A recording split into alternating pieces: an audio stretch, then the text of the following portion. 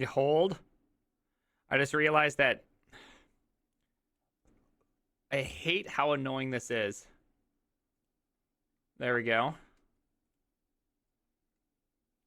There we go. Hey, hi, hey, hi. Hey, hey, hey.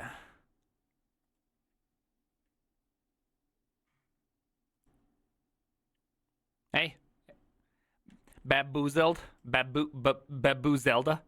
Baboozelda? Did I read that correctly? I can't even tell. What is going on? Prime time? Yeah,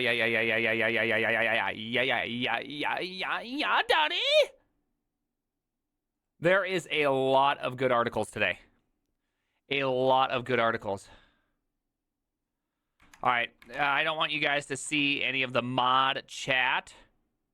So I'm just going to go in here and go to the announcements so that there's just no way. TJ might make it on today. Did you know that? TJ might make it on today. So we'll see if he can make it on today. It should be exciting. All right, so here we go. Let's go right here and let's go. What's it called? What are we? Prime time. It's a weird phrase. Prime time. Prime time. Hold on one second. I gotta go to Twitter now. Let's go here. Let's go here. Let's go here. Let's erase all of that. Let's go here because you can't do that. For whatever reason, it's kind of like this funny phrase that I just, because you can't. I mean, why would you have it? Why would you say it twice? Why would you say it twice? I don't know. Is that my favorite coffee break time? It is. Prime, you're too early. I'm going to the hairdresser. Well, enjoy the hairdresser. It's late now. My dyslexic Dutch mind thought that Zeld was a good spelling. Bamboozled. Yeah, I get it. H. Gene, thank you very much. I appreciate that. Look at this. I appreciate it. My brain is, what are we doing today? My brain isn't working. I can't algorithm. You can algorithm. Hey, sexy. Hey. How was your America Day? America Day was great. Very, very, very great. Any palms? I honestly don't even know what that means. I thought, no. Why would this be a YouTube exclusive? Of course this isn't a YouTube exclusive. It is, no. Hey, Prime, can you explain what a woman is to me? Thank you. I'm sorry, Arch user. Since you're an Arch user, sorry. That's all I have to say. Not a lot to it. Not a lot you can do there. Hey, Prime, milk or no milk? I mean, I put it in my coffee. He chose this path. He chose the path, you know. I'm being pushed to use IntelliJ for Java. Super annoying, dude. You got it. I mean, I would use IntelliJ. I'd use IntelliJ. If I was in Java land, I'd use it just because it is a pain in the ass. Okay, you're not being pushed as much as you are. The tooling is just incredible in IntelliJ. You know what I mean? Let's do some Oak Camel. No, that's tonight. Tonight is evening times. Is this? So if you don't know, I'm doing two streams a day, a couple days a week. And that way I can have like different fields. Welcome to Costco. So during the daytime, I love you. During the day, the stream is going to be articles, that kind of stuff. During the evening, it's going to be different. You know what I mean? Jalmar, thank you very much. 2 streams a day. Yeah. I do streams in the evening. Just because I'm preparing for a course. Since I'm preparing for a course, I just gotta go do stuff. You know what I mean? Do the streams ever cross over? No. Juice in the numbers to get no. No. Gotta juice those numbers. Let me juice you, viewer. Damn, 2 streams a day while working? Yeah. Just because I'm doing the course. You haven't told us about the course. So here's the course. It's gonna be Java Squipt Welcome to Costco. Performance. I love you. Algorithms Part 2. And I think HTMX. Arr! Dude, Scrummer, thank you very much for the tier 2. Whoa. Juice. You nuts? That's why I'm doing kind of 2 streams. Al Gore has no rhythm. This is a conspiracy. This is true. Dropped HTMX in an interview yesterday when asked for a few new technologies I'm interested in. Both the interviewer were impressed. They had never heard of it. Really? I actually really like it. The reality, okay, so just a quick thing. How much has Kick offered me? Not enough. I'll tell you that much, Kick. Still waiting. You know, we're 3 minutes in. As you can see, 600 people already trickled on in. Okay?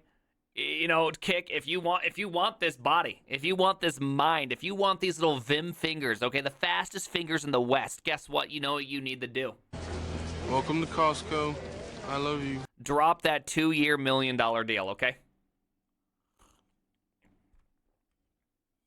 Do it. Do it. Do it. I don't even need 50 million. I don't need 50 million, okay? I don't need 50 million. Yeah, I'll take this many pesos, please. OnlyFans first, please. OnlyFans will clearly not work out. Hey, TJ, thank you. Kick, more like kicked off Mastodon. Got him. I wonder if I am kicked off Mastodon yet. I assume I am kicked off Mastodon. Oh, Camel, today? Yeah, tonight. Well, no, tonight will be still Leptos and Rust. 1 million is already not enough. You could be right. By the way, does my voice, does the audio, is the audio weird right now? By any chance?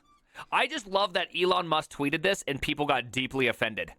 How dare you? Why would you say Mastodon? But it's very simple algorithm. See, what you gotta consider is that you belong to this subcluster of a greater series of clusters. It's called it's the federated system of tweeting, where you actually join one with its own moderation team, but you actually can interact. You gotta think of it like email, but the to address actually is everybody, but it's also specifically your individual slice of the federation, depending on the terms and see, it's actually really simple.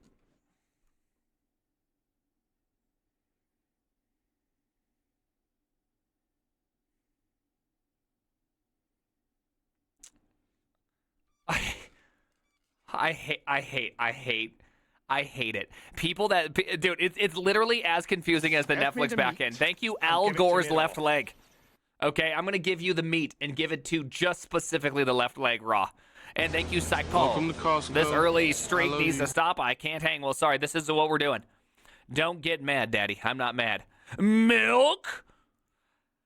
This was probably the peak thing of Twitter ever. Okay, I'm going to stop the music for a second. We're just going to do a quick addressing, and I'm not going to address it after this, okay? We're going to be done addressing the entire thing after this. I'm going to do one singular address about the milk situation, okay? Okay? Mulk. Top of the mother morning. Okay, viewer, you know, you'd be surprised. So, one day, Melky Dev was streaming. Took a drink out of a gallon. Just trying to show off he's cool. Started an entire internet movement for a second. Who can drink milk the most ridiculous? Also claiming that it's just great to drink it. You should drink it for the bones. But then it turns out there's actually a group of people who've given over the idea that drinking milk is racist. So it turns out, this is the best part. This is like my favorite part of the whole conspiracy theory, is that by drinking milk, you're actually doing a dog whistle.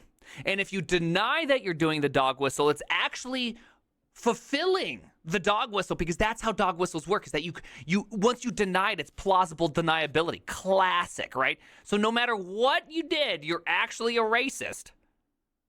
This is unironic, actual racism went down.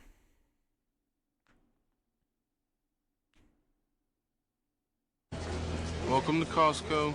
Okay, so what happened? So I actually haven't looked into it, but as far as I can tell, welcome to Costco. Is like there was like a group of 20 losers, actual people who think being white is superior. Actual losers, right? We're talking about still living with their mom. Losers. They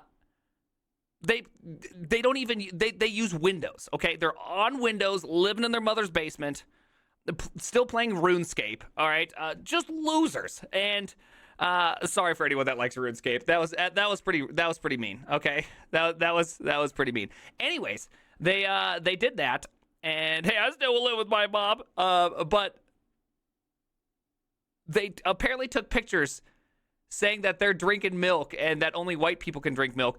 I mean, do you not realize that part Asia, the intersection of Asia, Africa, and Europe is literally called the land of milk and honey?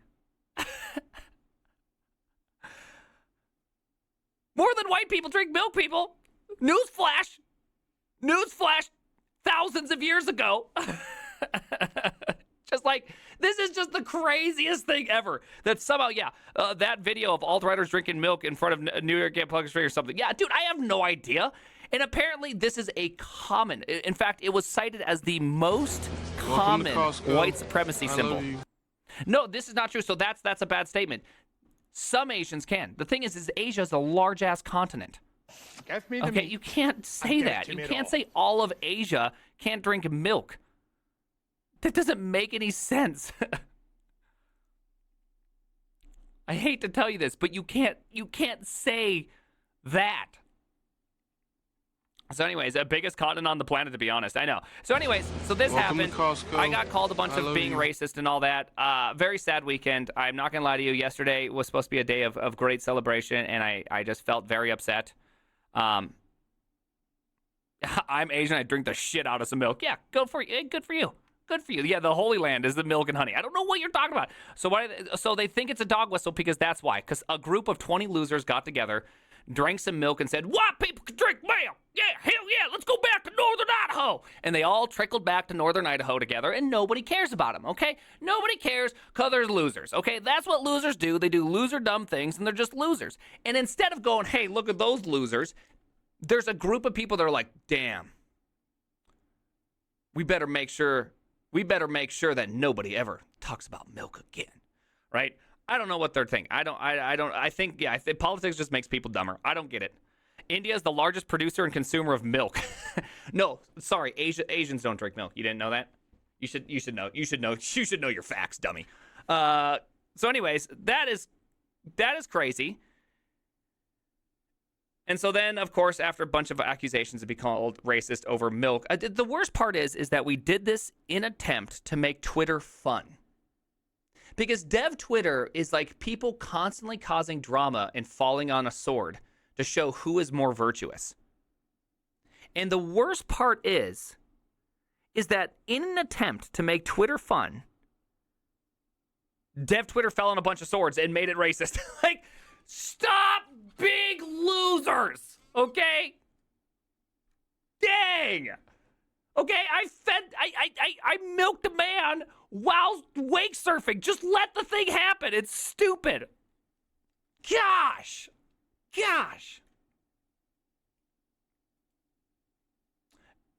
Anyways, all of this has gone to show me that even more so how little I know. There's always this argument. You can just keep on going. Oh, that's cool. A 13-year-old dude, too smart for me. Twitter is terrible anyways. Dude, Tom drinks soy milk because Tom's a genius. Hell yeah. Anyway, so sorry for that little rant. Denying your race is actually... I know. See, that's the problem. Is the moment that I'm like, well, I think everybody's actually created equal. They're going to be like, classic racist thing to say. Denying racism. And you're like, no, shut up.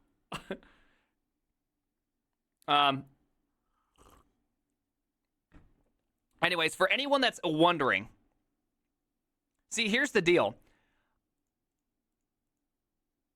I think everybody's created equal. I think we all suck. Fundamentally not a place for fun. This is such a great tweet, TJ. You gotta make it. You gotta make this. You gotta make that. It just makes me sad because you know what?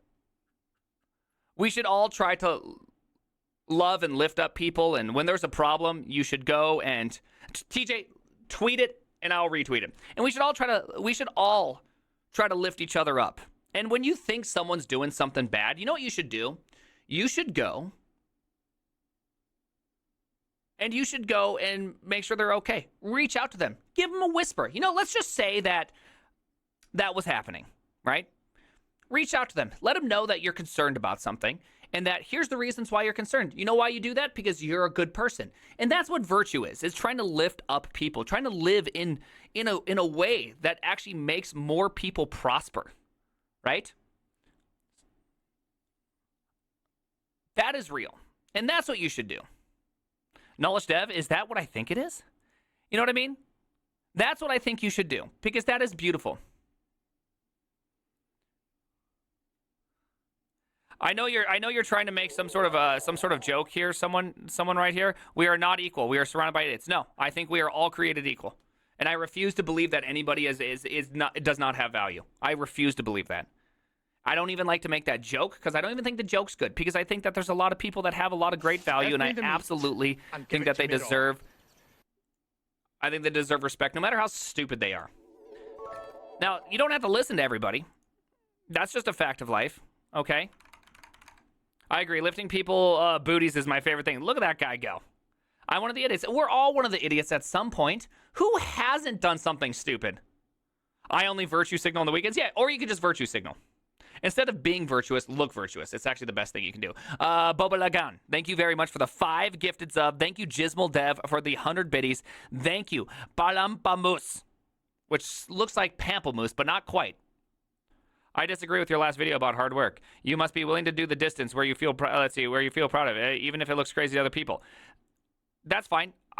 That's perfectly fine. I think we can have different opinions. Welcome to Costco. Virtue signalers have nothing to offer society. Well, they don't. I agree with that. Love the content, Prime. All the DGen stuff aside, you inspire me to be the best person and programmer I can be. Awesome. I love to hear that, Dehu. Hey, butt picker. Hey, butt picker. Thank you for the 5 gifted subs. Hey, Comp Cold, thank you very much. Hype. Right Glue, thank you very much. And Manolo, thank you very much. Okay, so that's all I'm gonna say about the topic. Your beautiful mustache. Thank you, Heaven's Down. And that's it. Okay? And I want you to understand that that's all I want to say about the topic, because I am personally deeply disappointed by people with whom I would have said, "Oh, this guy's a great guy." What it was shown to me, not a great guy. Right? And so I'm just very upset about the whole situation. So I said my piece about it.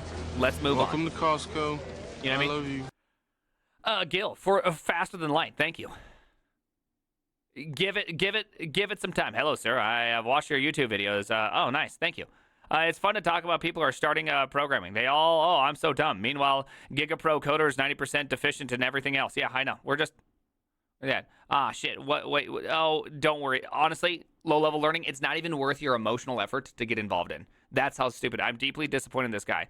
Is this because TJ refused to drink milk? Dude, he did. I was just like, give the man some milk. And he refused it. I couldn't even believe it. Heard. I don't think so, because I don't want to do React.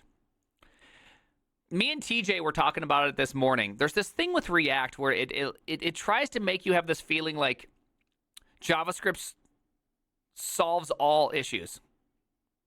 Right? I know TJ's actually the only confirmed non-racist among us, because he refused to drink milk on Twitter. Confirmed good guy TJ again. Can confirm. Can confirm. Damn it, TJ. I knew TJ would be great. Yes, we've already seen this. Have you tried web components? Nah, not really. What activity called which you did not, let's see, hold on. What is the activity called which you did on the milk challenge? Wake surfing. I was doing wake surfing. So wake surfing is different than wakeboarding. Wake surfing, you go slower. It's a bigger wake, and you can actually let go of the rope and just continuously surf. It's really fun.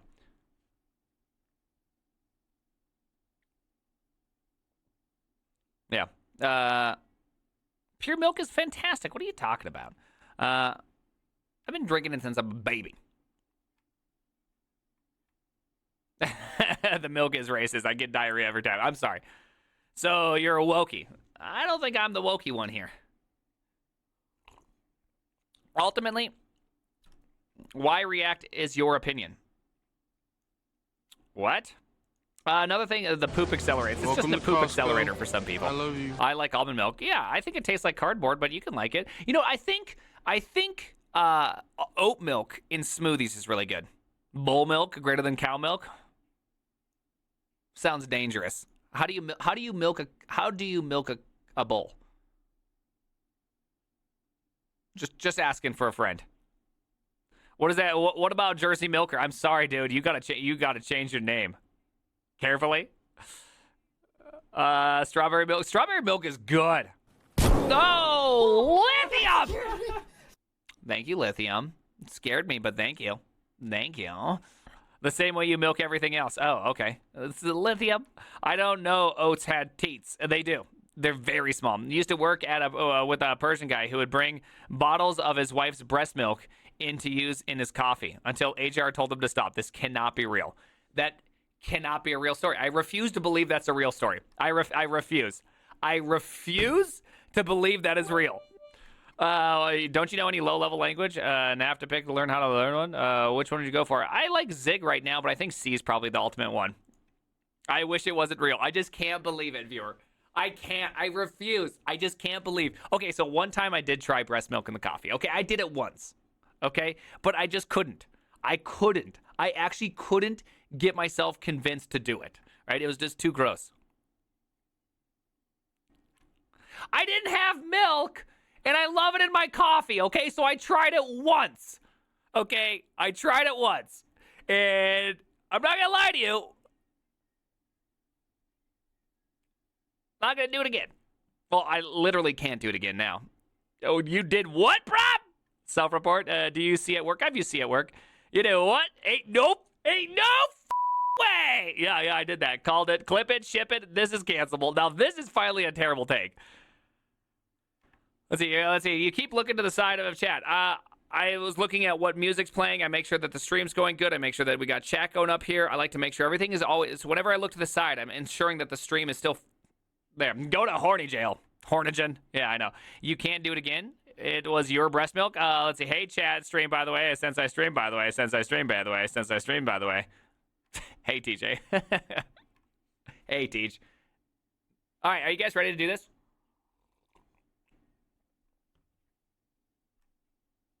I have my own course on Rust. Take a lap. Got him, TJ. Got him, TJ. I have my own course right here. Right here. Let's see. Oh, wait. I got to get a different one. Dang it. I just realized my front-end masters, I don't even have, apparently I'm a dum-dum. There we go. There we go. Bang fam, bang me daddy. I'm gonna just take this one. Please do it for free. Come on, Prime. Prime, just do it for free. Please, Prime, please. Please, Prime, please. Just do it for free. Free. Please, Prime, you should do it for free. Why isn't it for free?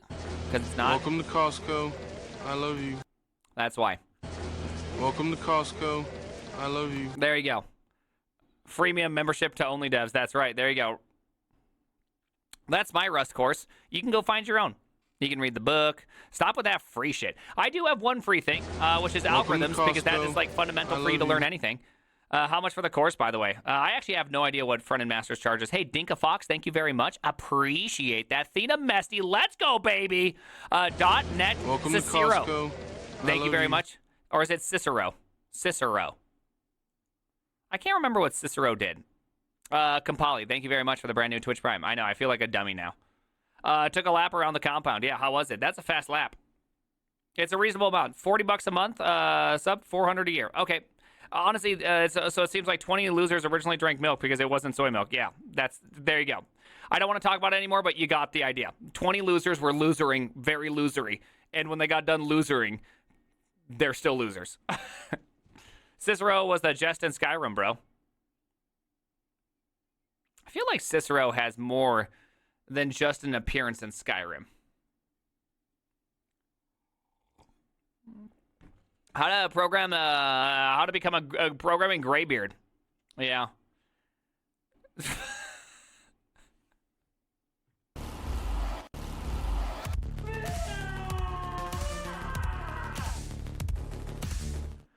So get this, there's this guy, and he was just like, oh, I don't know if I can work right now at the startup. So I threw a brand new MacBook Mini. Yeah, that's right. I went with the Mini this time out the window because it just flies so well. And then I kicked him out of the startup. I thought we put that on the policy, Karen. Yeah, no, you should be able to kick people out because they just state they can't work. Yeah. Okay. No? Yes. Karen, say yes. By the way, have you updated our salary range? I want it from $90,000 to $999,000, okay? Yeah, that sounds reasonable. Welcome to Costco. I love you. Do you guys see that? Okay, so here's so if you guys don't get the joke, here's we're gonna start right now after this. But here's the stupid thing. Hey, thank you, Moshana, appreciate that. And Emin, thank you, thanks for the 6 months off Femming. Any tips for a junior Java dev? No, that's hard. That's hard. Java, you just gotta do what Java people do, right? Just keep doing whatever they do. So for anyone that doesn't know that joke. Netflix, okay, so California, to prevent sexism, makes all jobs post salary ranges. So what's the problem?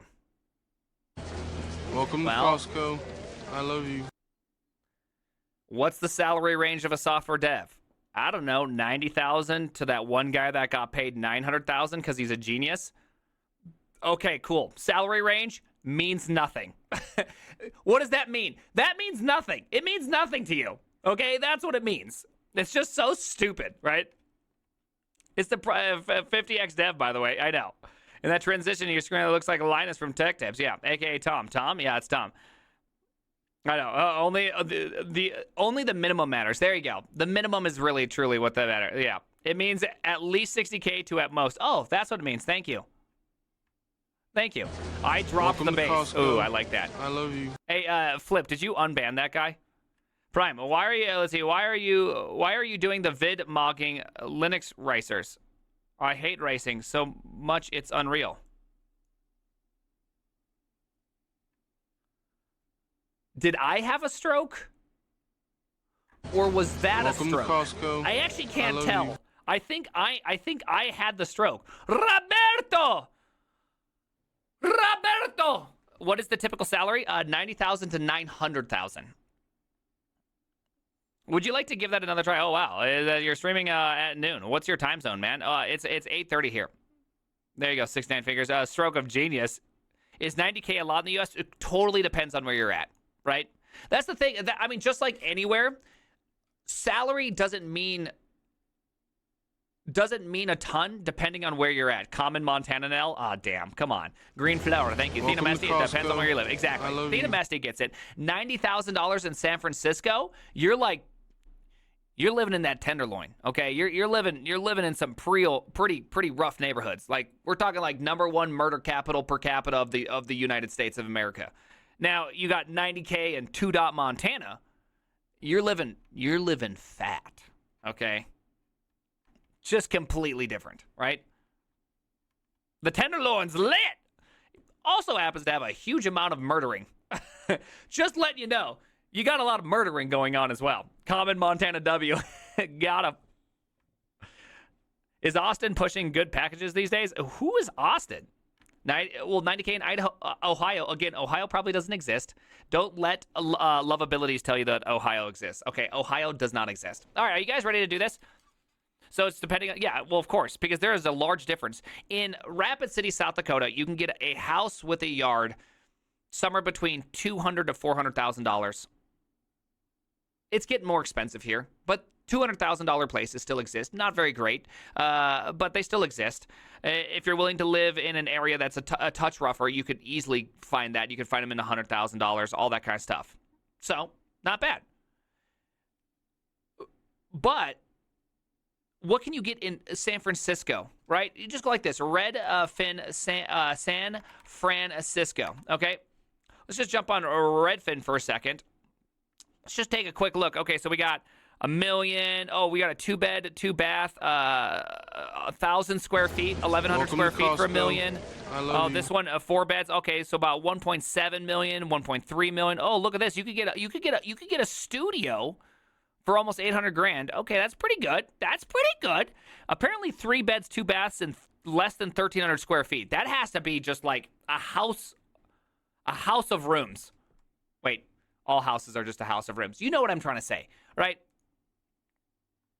So you see the idea. You see the idea that $90,000 goes very different depending on where you're at. Do we understand that now? $200,000 to $400,000. You can easily get a house. A lot of really nice houses are more like $400,000 to $600,000. Like the cream of the crop is going to be $700,000 to $1 million, right? But you'd always expect pretty expensive prices for when it comes to, you know, you get the idea, right? Who buys in these places? I don't know. Property in SF will appreciate much better than in Ohio, though. Maybe. Is it? Wait, aren't the same people who live in SF also claiming SF will be underwater in 100 years? How is it going up in prices? I ain't buying no property in a place that's gonna be covered in water in 100 years. I'm not Aquaman. Welcome to Okay, Costco. I ain't swimming underwater. I love you. What do you think I am? It's ridiculous. It's a ridiculous statement. Thank you, K98. Conspiracy. Jenkins is related to Ask Jeeves. Agreed. I live in Chile, and I work remotely for $70K a year. Let's see. After takes, I get 55. See, that's awesome. After taxes, yeah, takes is easily the same. Ohio. What the hell's Ohio? Yeah, dude, exactly, Warren Buffering. People keep... ask Ben Shapiro. Yeah, exactly. What am I, Aquaman? You living for 100 years? I'm going to attempt it. Right? Property costs everywhere are stupid at the moment. North Carolina is particularly, yeah. So, Thena Messi, I think the problem is that what happened to property prices is that when we went more remote as a nation, all that's happening is that these really high cost hubs are distributing their cost across the nation. That's all that's happening. And so I think that everywhere is just getting super expensive in comparison to the income. Right? Because now that people can live anywhere, they're just like, I'm going to get the hell out of New York City. I'm going to go live in North Carolina. I don't know what happens in North Carolina. I know North Carolina exists because my sister lives in South Carolina, so I assume there's a North. Right? Also, interest rates were low. Yes. Interest rates make things kind of crazy. Right? Because if your interest rate's like 2.9 and adding $20,000 to a price effectively does not change at all your monthly payment, right? It just goes crazy. Airbnb people and companies bought up all their houses rent. I mean, I don't know what percentage this actually is. I try not to make those statements because those statements are extremely hard to qualify. You know what I mean? Like, how many people actually do that? How many houses are? My house is on 2.8. My house is on 2.8 interest, right? So I don't want to sell it. That's like free money compared to today's market. You know what I mean? We mostly just mind our business and pretend we're a new tech hub of these. Yeah. What? Sell your house on USA and buy the entire building here in Brazil. Yeah. Infinite money glitch. Let's go. Okay, anyways, let's keep on going. Let's actually get to this because there's some stuff I really want to look at. So let's do this one. What color is your function? Okay. This always is something that's a really popular topic. People always talk about it, and I honestly have never really read much about this, so I figured it would be a good idea.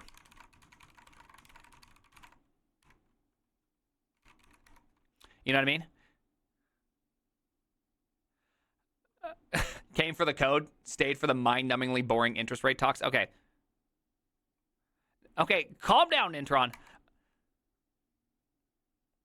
Calm down. Here we go. What is it? What color is your function? I don't know about you, but nothing gets me going in the morning like a good old-fashioned programming language rant. Okay. Guess who just turned off alerts? This guy. Press the like button. It stirs the blood to see someone skewer one of those blub languages. What the hell's a blub language?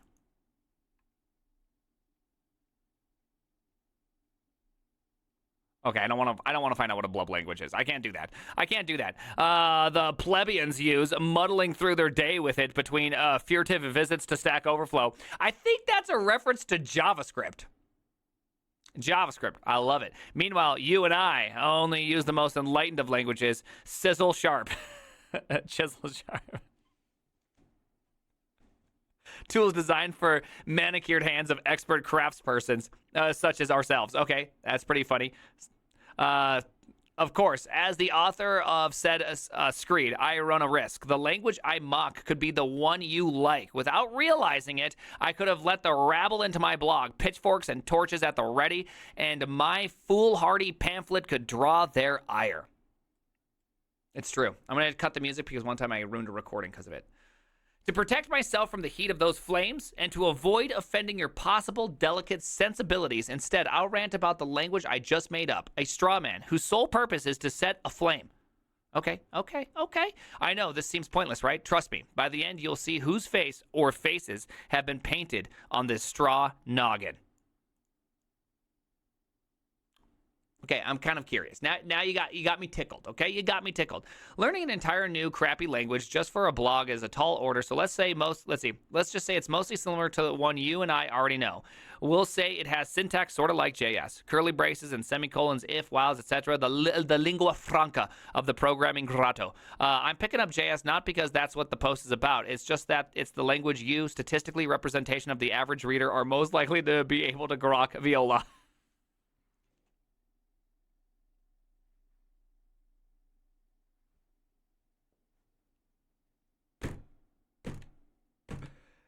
This is a beautiful, by the way, this is a beautiful sentence, okay? If you don't love this, if you aren't in love with what you just read, you're crazy, okay? Not in love with your color scheme. What is this? What is that? What is this? Is this because I'm using dark readers? Am I screwing up your color? Here, hold on. Oh, goodness. We're going to keep it like this. Just because because our straw man is a modern shitty language. We also have first-class functions. So you can make something like this. Filter. Nice kerning, bro. Hey, bro. Nice kerning. Why is this so effed up, but this isn't? What happened there? What happened to this filter?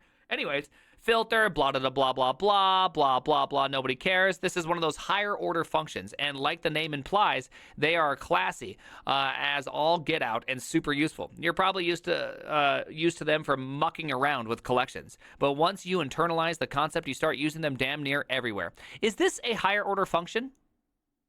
I don't think this is a higher order function, right? Isn't a higher order function a function that returns a function?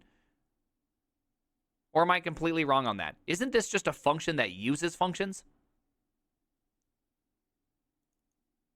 Like this itself isn't a higher order? Wouldn't you actually have something called filter that you pass in a predicate to and then returns a function that you can pass any collection to?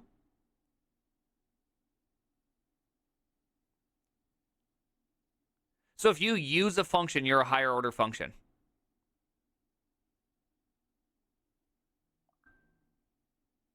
I think you guys are wrong. You're thinking of curring. Yes, curring creates higher order functions. Am I just higher order dummy?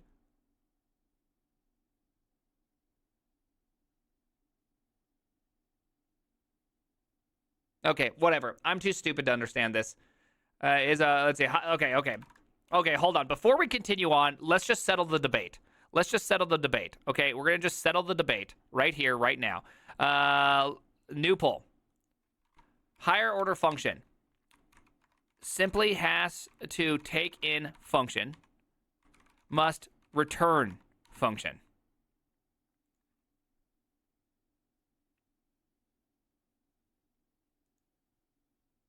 I'm curious because I honestly. Okay, turns out I'm the dummy. Okay, I'll believe it's both. Then what the hell's the order? Why is order two-dimensional? I forgot the word both. I should have had both. Okay, you're right. I should have had both. Vote it to 50% in mathematics and computer science. A higher order function is a function that does at least one of the following. Takes one or more functions as arguments, okay, or returns a function as a result itself. Okay, so I was 50% right, which means that I'm 100% wrong. Okay, cool. Hey, cool. All right. This is one of those higher order functions, and like the name implies, they are classy as all get out and super useful. You're probably used to them for mucking around with collections, but once you internalize the concept, start using them damn near everywhere. By the way, this is like the bane of my existence. When you're debugging code where people are just like, I use functions for everything. Dude, sometimes the debugging can be such a pain in the ass. It can be very ass-painy. I know you functional bros out there are just like, curring is the Lord's language. Well, I'm not as smart as you. It feels hard sometimes when you have a function that's curried taking in functions that are also curried, and you're trying to figure out who is the one that done up, okay? It's hard. Sometimes it's hard for us small brains, okay? Us small, tiny brains find that very hard, okay? A funk is a hard function to understand. Let's see, maybe in your testing framework, an apple, it ain't no orange, apple not to be an orange, facts. Or when you need to parse some data, tokens match, token left bracket, consume, token right bracket, hell yeah. So to go, let's see, so you go to town and write all sorts of awesome reusable libraries and applications, passing around functions, calling functions, returning functions, Funkapalooza. Absolutely, this was Netflix app at one point. What color is your function? Except wait, here's where our language gets screwy. It has this one peculiar feature. Every function has a color. Each function, anonymous callback, or regular named one is either red or blue, instead of a single function keyword. There are two. Blue function, red function. This is a blue function, this is a red function. There are no colorless functions in the language. Want to make a function? Gotta pick a color. Them's the rules. And actually, there are a couple more rules you have to follow too. The way you can call a function depends on its color. Imagine blue call syntax and a red call syntax, something like this. Okay, so I think we can clearly see where this is going. Blue being one of these being synchronous and one being async, right? I believe I've heard this before. I've never really read into this, so it just feels exciting. When calling a function, you need to use the call that corresponds to the color. If you get it wrong, call a red function with a blue after the parenthesis or vice versa, it does something bad. Dredge up some long-forgotten nightmare from your childhood like a clown with the snakes for arms hiding under your bed. That jumps out of your monitor and sucks out your... vitreous humor. I've never heard this term used in this way. Is this a version of vitriol but used as an adjective?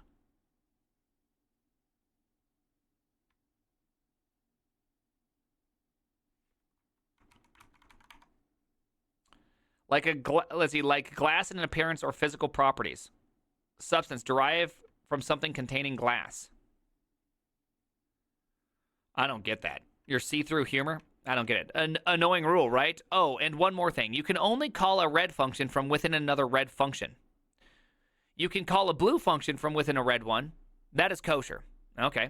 But you can't go the other way around. If you try to do this, you're going to get a visit from the old spider mouth from Night Clown. Good old classic spider mouth. This makes writing higher order functions like our filter example trickier.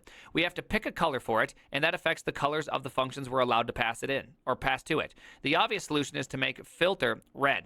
That way it can take either red or blue functions and call them. But then we run into the next itchy spot in the hair shirt that is this language. The hair shirt. Okay, I also don't know this term. Can someone explain to me what a hair shirt is? What a boring blog post. This is an incredible blog post. This is a great blog post. Red functions are more painful to call. For now, I won't precisely define painful, but just imagine that programmers have to jump through some kind of annoying hoops every time they call a red function. Maybe it's really verbose, or maybe you can't do it inside certain kinds of statements. Maybe you can only call them on line numbers that are prime.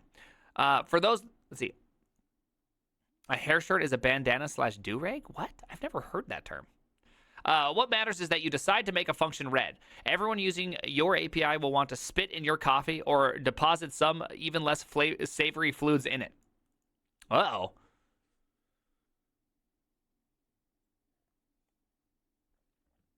Oh, vitreous humor is the fluid in your eye. Oh, okay. Alas, a sadistic language designers. And we all know programming language designers are sadists, don't we? Jabbed one final thorn in our side. 5. Some core library functions are red. There are some functions built into the platform, functions that we need to use, that we are unable to write ourselves, that only come in red. At this point, a reasonable person might think the language hates us.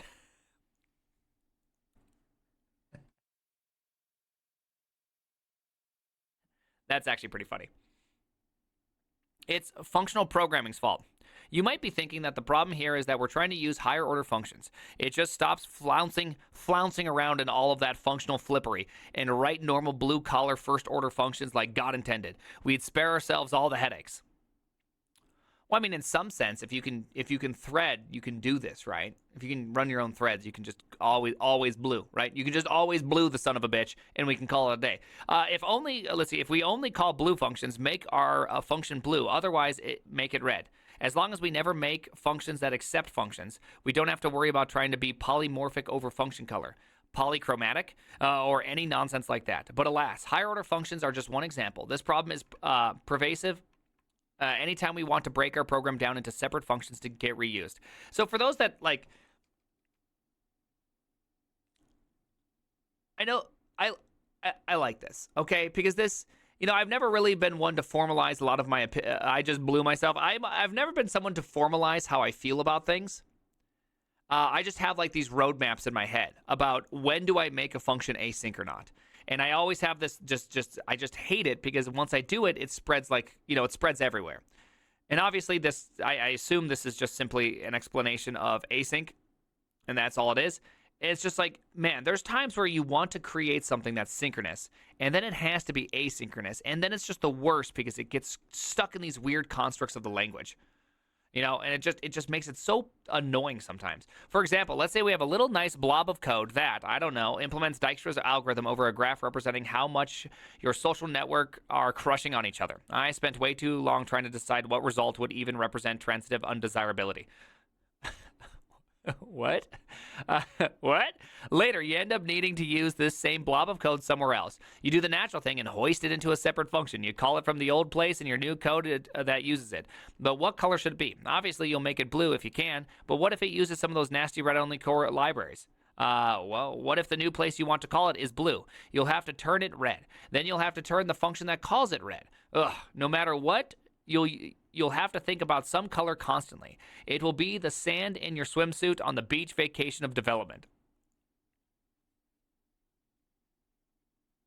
It's a fact. Of course, I mean, this is another reason. I mean, really what this is speaking about, like if you just drop the idea of what color is your function, the thing that's really hard, and this is one thing that I find annoying about Rust, is that when you have a value that you have to lift, it kind of starts spreading that value.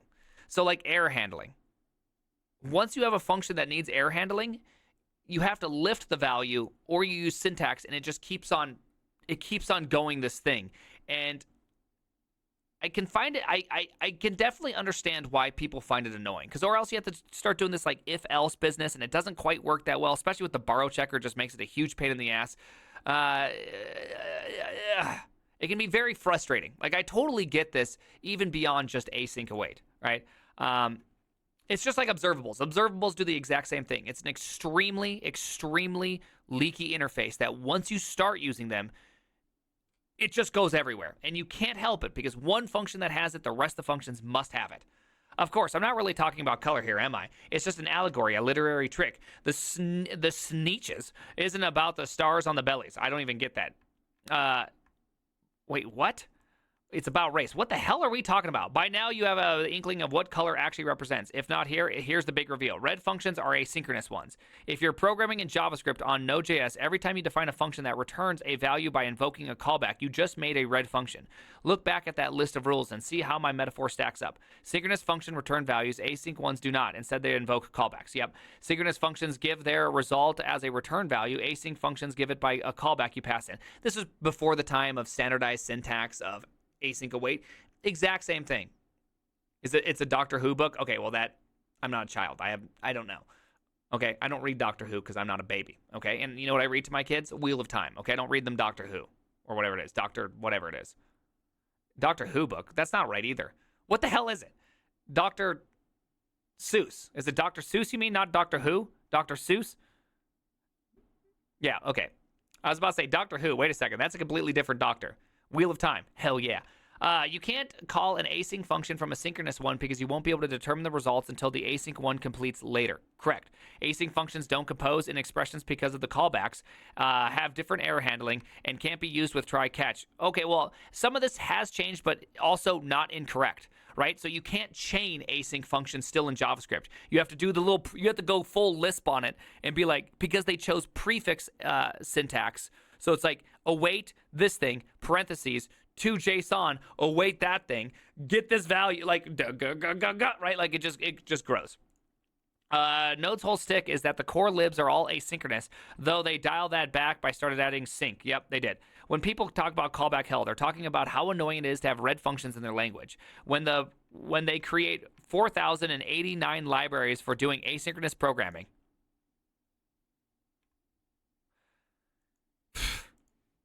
I don't think the author saw this one coming, okay? I don't think they saw that one coming, where it was actually going to effectively 13x. Syad-in functions make you crazy? Yeah, I get that. I prefer my Syadar functions. Yeah. Should have saw that one coming. Should never put a language. You should have put the ever-growing amount. I mean, he's very flowery with his language as it is. Should have made a creative ever-growing. They're trying to cope at the library level with the problem that the language foisted upon them. Update. Nice comma. Hey, nice comma, bro. I promise the future is better. People in Node community have realized that callbacks are a pain for a long time and have looked around for solutions. One technique that gets a bunch of people excited is promises, which you may also know by their wrapper name, futures. Okay. These are sort of jacked up wrapper around callbacks and an error handler. If you think of passing a callback and error back to a function as a concept, a promise is basically a reification of that idea. It's a first-class object that represents asynchronous operation. I jammed a bunch of fancy PL language in that paragraph, so it probably sounds like a sweet deal, but it's basically snake oil. Promises do make async code a little easier to write. They compose a bit better, so Rule 4 isn't quite so onerous, but honestly, it's like the difference between being punched in the gut versus being punched in the privates.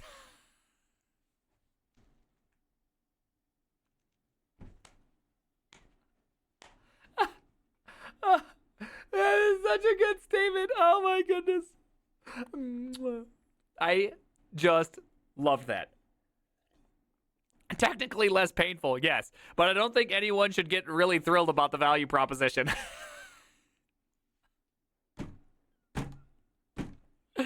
Oh, this literally might be my favorite statement ever read, like of all time. You can't still use them with the you still can't use them with the exception handling or other control flow statements. You can now. You still can't call a function that returns a future from synchronous code. Well, you can, but if you do, the person who later maintains your code will invent a time machine, travel back in time to the moment you did this, and stab you in the face with a number 2 pencil. Yep. You've still divided your entire world into asynchronous and synchronous halves, and all the misery that entails. So even if your language features promises or futures, its face looks an awful lot like one of my straw men. Oh gosh, I couldn't read that thing. Its face looks an awful lot like one on my straw man. Okay, goodness gracious. Yes, even means Dart, the language I work on. That's why I'm so excited about the team are experimenting with other concurrency models. All right. I love JavaScript. Oh, you do? You love JavaScript too? Okay, cool.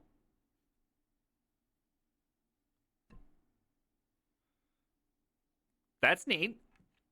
C# programmers are probably feeling pretty smug right now. A condition they've increasingly fallen prey to as the Hilsenberg. Is that I don't even know how to say that word. Hilsenberg and company have pilled sweet feature after sweet feature into the language. In C# you can use a wait keyword to invoke an asynchronous function. Yeah, this lets you make asynchronous calls just as easily as you can synchronous ones with the tiny addition of a cute little keyword. You can nest await calls and expressions. You can use them in exception handling code. Okay, so this is all done in JavaScript now, obviously. Stuff them into control flow. Go nuts. Make it rain await calls like they are dollars in the advance you got for your new rap album. Async await is nice, which is why we're adding it to Dart. It makes it a lot easier to write asynchronous code, but is coming. It is, but you still have to divide the world in two. Those are async functions. Those async functions are easier to write, but they're still async functions. You still have got 2 colors. Async await solves an annoying rule 4. They make red functions not much worse to call than blue ones, but all of the other rules still apply. Synchronous functions return values. Yep. Sync functions. Let's see. Yep. You need to call an async function. You've got this wrapper object when you actually want T. Yep. Aside from the liberal garnish of await, we did fix this. C#'s core library is actually older than async, so I guess I'll never have this problem. Yep. I mean, this is all true. This is all very, very true. It is better. I will take async await over bear callbacks or futures any day of the week. Yep. But we're lying to ourselves if we think all of our troubles are gone. As soon as you start trying to write higher order functions and reuse code, you're right back to realizing color is still there, bleeding all over your code base. Yes, this is very true. As someone who has to do this, I really do hope. I like async iterators. Those are pretty cool in JavaScript. They tend to at least fix some of the issues because then you can do a little bit more, but it still is kind of a pain in the ass. What language isn't colored? So JS, Dart, C#, Python have this problem. CoffeeScript and most other languages that compile to JavaScript do too, which is why Dart inherited it. I think even ClojureScript has an issue, though they've tried really hard to push against it in their core async stuff. Want to know which one doesn't? Java. I know, right? How often do you say, yeah, Java's the one that really does it right? But there you go. In their defense, they're actively trying to correct this oversight by moving futures and async I/O. It's like a race to the bottom. C# also can avoid this problem too. They've opted into having color. Before they added async await and all their task T stuff, you could just use regular sync APIs. 3 more languages that don't have this problem: Go, Lua, and Ruby. Yeah. Any guess what they have in common? Threads. And more precisely, multiple independent call stacks that can be switched between. It isn't strictly necessary for them to be operating system threads. Go routines in Go, coroutines in Lua, and fibers in Ruby are perfectly adequate. Yep. Yes. Go routines just make it super simple, right? You don't really have to think about anything. And I think that is really nice. I actually really like this fact. Go does have the problem, your functions that return channels. Well, no, channel, I don't think that's really a problem. Right? A channel is just a concept that doesn't have anything to do with threading or coloring.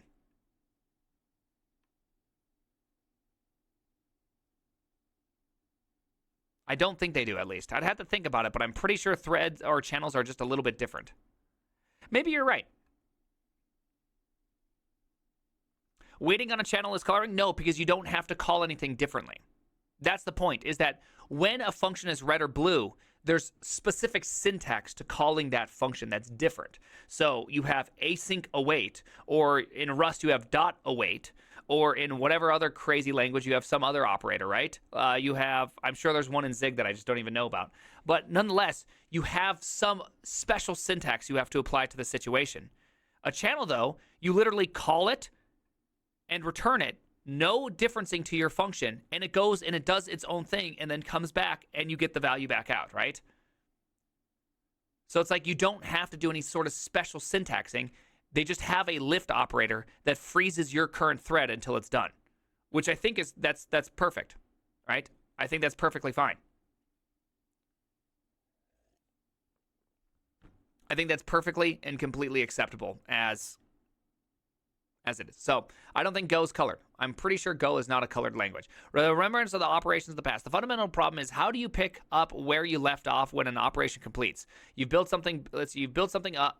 Oh my goodness. You've built up some big call stack, and then you call some I/O operation. For performance, that operation uses the operating system's underlying asynchronous API.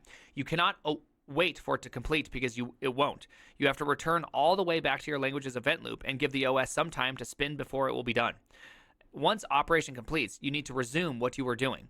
The usual way a language remembers where it was is the call stack that tracks all the functions that are currently being invoked and where the instruction pointers is in each one. Yep, but let's see. So this is just basic explanation of an event loop. So that's why you can't. That's why you can't you can't do a function with a callback and then do a while loop right afterwards. It will never get called. It's because you have to return control to the event loop before anything can even kick off or do anything, because that's JavaScript. I love it. But to do async I/O, you have to unwind and discard the entire C call stack. Kind of a catch-22. You have to, let's see, you can do super fast I/O. You just can't do anything with the result. Every language that has async I/O in its core, or in this case JS, the browser's event loop, copes with this in some way. Node, with its ever marching to the right callbacks, stuff all those call frames in closures. Yep, that's all that happens. That's all that happens. Each of those functions expressions closes over the surrounding context. That moves the parameter like ice cream and caramel off the call stack and into the heap. Well, No, that's not true. That's when it comes to this, that's not what ever happens in JavaScript. Obviously, with JavaScript, it's always it's always in the heap. I mean, JavaScript is always heap, always heap. That's just all JavaScript does. All of the call stack into the heap. When the outer function returns, the call stack is trashed. It's cool. The data is still floating around the heap. The problem is that you have to manually reify every damn one of these steps. There's actually a name for this transformation: continuation passing style. It was invented by language hackers in the 70s as an intermediate representation to use in the internals of their compilers. It's a really bizarro way to represent code that happens to make some compiler optimizations easier to do. Oh, that's weird. No one ever thought no one ever for a second thought that a programmer would write actual code like that. And then Node came along, and all of a sudden, here we are pretending to be a compiler backends. Where did we go wrong? That's a pretty great statement. Note that promises and futures don't actually buy you anything either. If you use them, you know you're still hand creating giant piles of function literals, and you're passing them to the .then instead of to the asynchronous function itself. Yes, this is true. You're not buying anything here. Awaiting is generated solution. Async await does help. If you peel back the compiler skull and see what it's doing in there, when it hits await, you can see that it's actually doing the CPS transform. That's why you need to use await in C#. It's a clue to the compiler to say, break the function in half here. Everything after the await gets hoisted into a new function that the compiler synthesizes on your behalf. Yeah, this is why async await didn't need any runtime support in .NET Framework. The compiler compiles it away in a series of chained closures that it can already handle. Interestingly, closures themselves also don't need runtime support. They get compiled into anonymous classes. In C#, the closures are really poor man's objects. Huh. Okay, that's interesting that you didn't need a runtime for that. That's cool. That's cool that they had async await without a runtime. Okay. I didn't realize that. When I built a compiler myself back in the day for Mini Pascal, we effectively did this.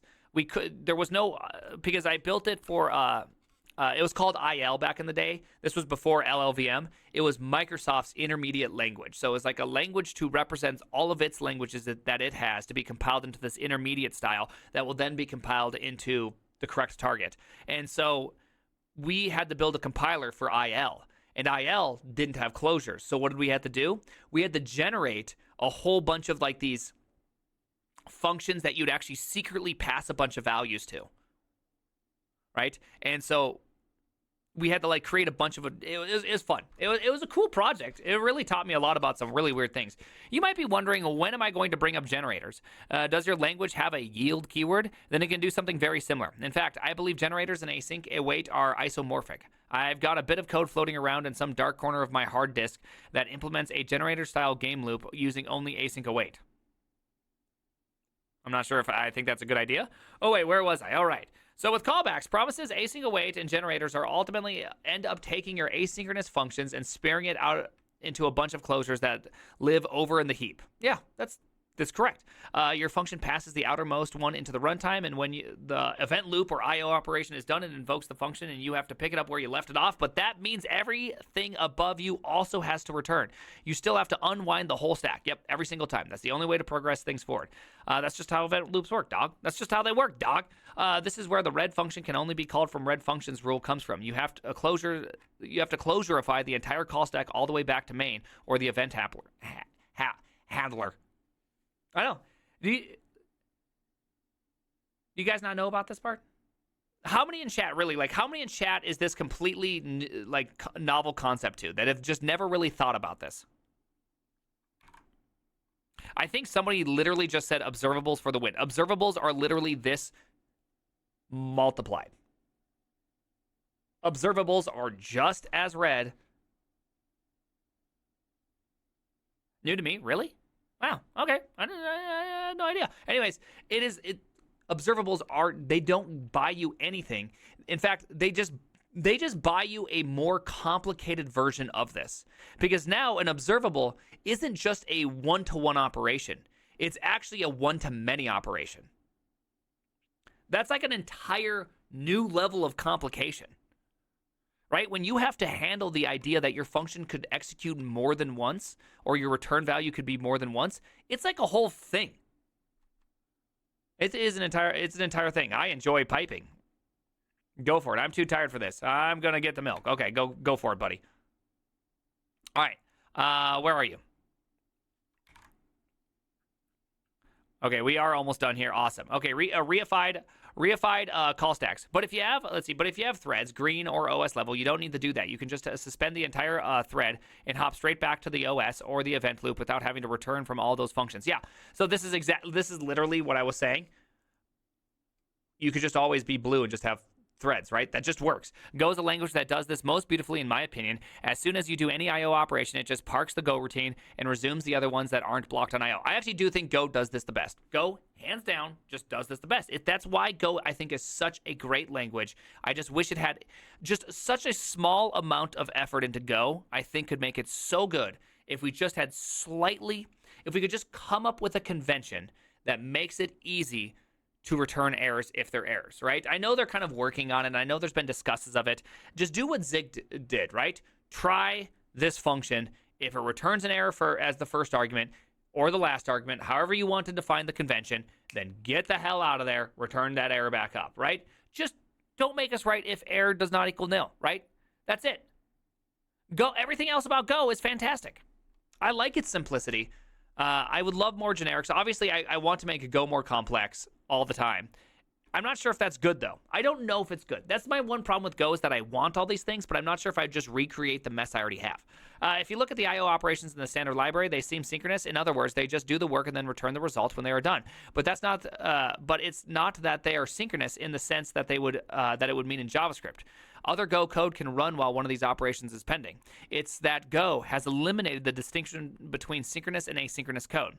Concurrency in Go is a facet of how you choose to model your program, and not the colors seared into each function in the standard library. This means all the pain of the 5 rules I've mentioned above is completely and totally eliminated. So the next time you start telling me about some hot new language and how it's awesome, or how awesome its concurrency story is because it has asynchronous APIs, now you have to know why I started grinding my teeth, because it means you're right back to red functions and blue ones. Yep.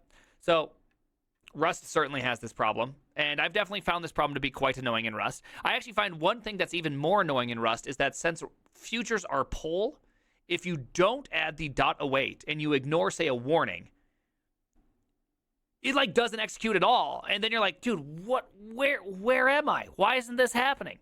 Like, that can be like, I don't like hot promises or hot async code, but at the same time, I kind of like hotness, right?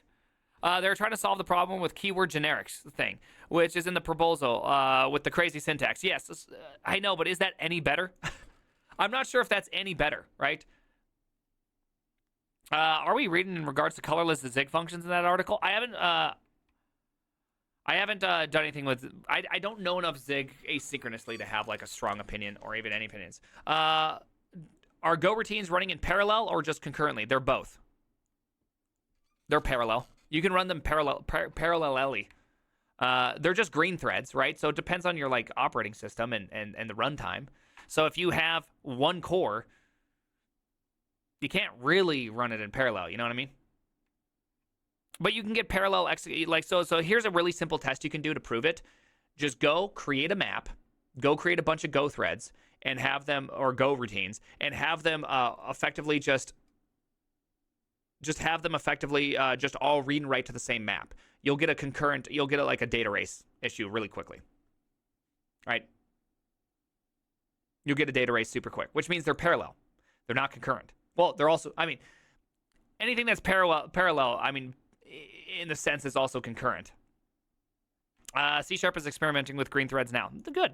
I saw that. Red and blue functions, green threads. Oh, what's the alpha channel? Nobody knows. Nobody knows what the alpha channel is, but we're going to discover it one day, and it's going to solve all of our problems and make programming beautiful again. The name is the green threadagen. Is that a pretty good one? I don't know how I feel about that. I don't really want to be the green threadagen. The name, the Go routineagen. Sorry, YouTube. I feel bad. And I hope that you accept me.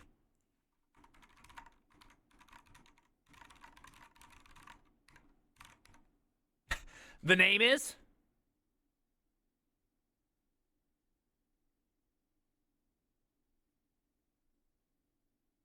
ThePrimeagen. How'd I do? Was that a pretty good one? I felt like that was a good one, right? Like that was me awaiting myself. I had to go out. Hi, YouTube! Hi, YouTube! Yeah, nailed it. Thank you. Thank you. Just shut it down! Thank you. I feel like that one was better. That one was better, for sure. That was most certainly better. I just feel like there's going to be a gunshot at any moment. Let's see. Okay, hey, thank you. Hey, Dread Pirate Roberts, thank you for the Twitch Prime. Appreciate that. Menkas, thank you for the resubscribe. Viper Ranger! Gosh, I love your name. I can't, okay, whoa. 7 months, Viper Ranger? Welcome to Akri, Costco. you are inspiring as always. You. Thank you. This time I wrote it correctly. Hey, no problem, Akri. Appreciate that. And K98, I already said thank you. Tokyo! Oh my goodness. My goodness. My goodness. Can we please get can we get some holy shit in the chat right now?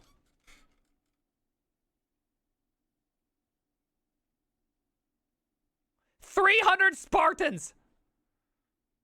Holy sheets. I wish. Okay, I'm a new programmer. I started learning Python, and now I'm learning Rust. Well, who said that is impossible? Dude, holy sheets. What just happened? Someone donated $300. Holy bananas. PrimeTime equals a null. Oh, yeah, I know. That is, I'm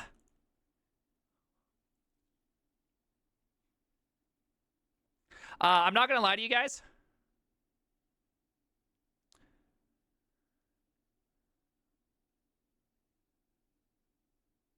I genuinely feel like I don't deserve this. So thank you very, very much for the goodness that you've done. You know what I mean? You owe him blue hair. Shut up. Gosh, I don't want to do it. I'm great. Okay, I deserve it. That's the good thing of programming, of having programming friends. Yes, I guess. Real talk. I don't deserve it. Blue hair.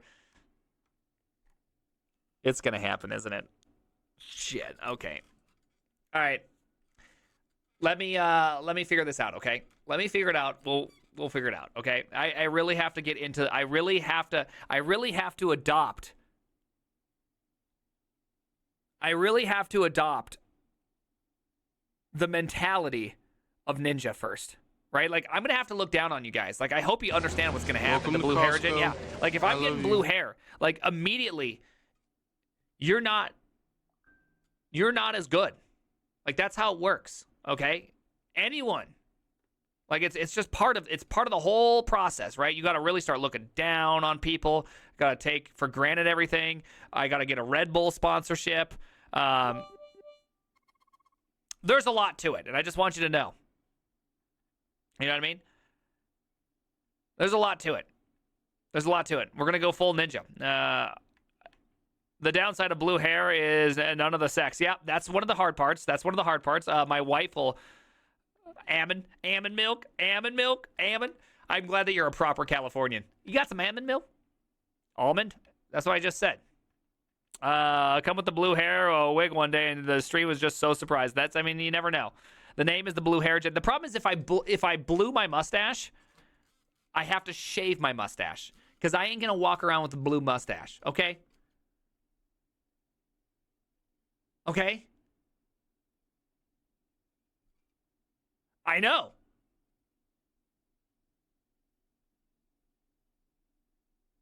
Blue hair is like halfway to an arch user. It is halfway to an arch user. That would be sad. I know. The name is the Bluagen. Just repaint it. I don't know if you can repaint things. I don't know how this stuff works.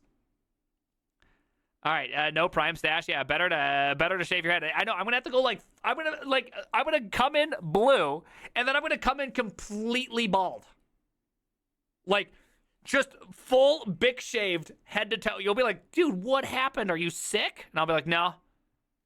I blued myself. All right, people, I gotta go pee, and then we'll be back. I got some good stuff.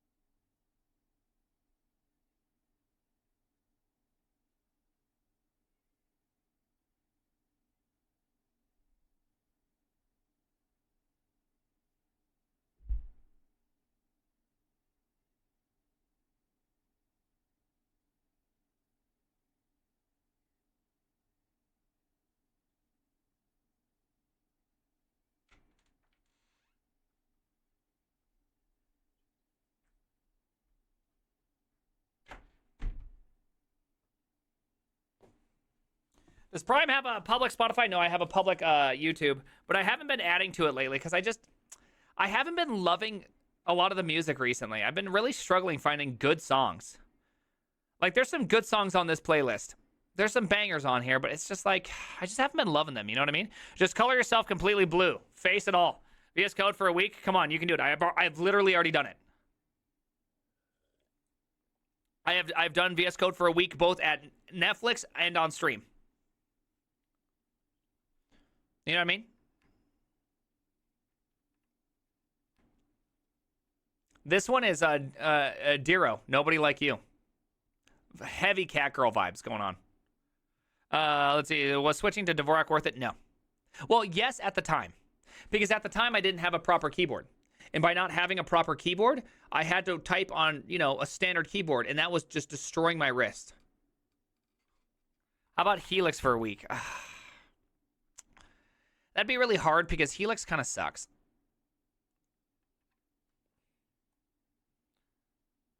Did I just hear catgirl vibes? Yeah, heavy catgirl vibes.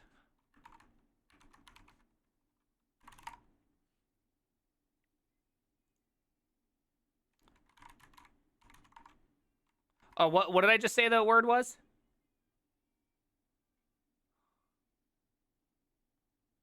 Nobody Like You. Nobody Like You. See, you gotta be careful. Mr. Mom music is very degenerate. Whenever it shows up on the list, very degenerate images, okay? Just degeneracy always. It's always Mr. Mom music, okay? Whenever you see that, just know right away, degeneracy. Come on, you got this. You might like it for some things. I don't think I will. Costco. Like I said, Mixed Nuts, it's a principle thing for me. Degeneracy is a red function. It spreads. Which key are you using? 360, baby. Didn't used to be that way. Mr. Mom used to just be plain backgrounds. Yeah, I know. Now they're just like full degenerate backgrounds. Every time I have one of his songs pull up, I'm like, oh, shoot. Them cat girls very naked.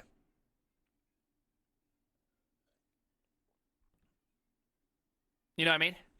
Cat girls equals clicks, probably. Let's see. I worked on this now. I just work on this now. Oh gosh. Oh, I almost just DMCA'd myself. What is this?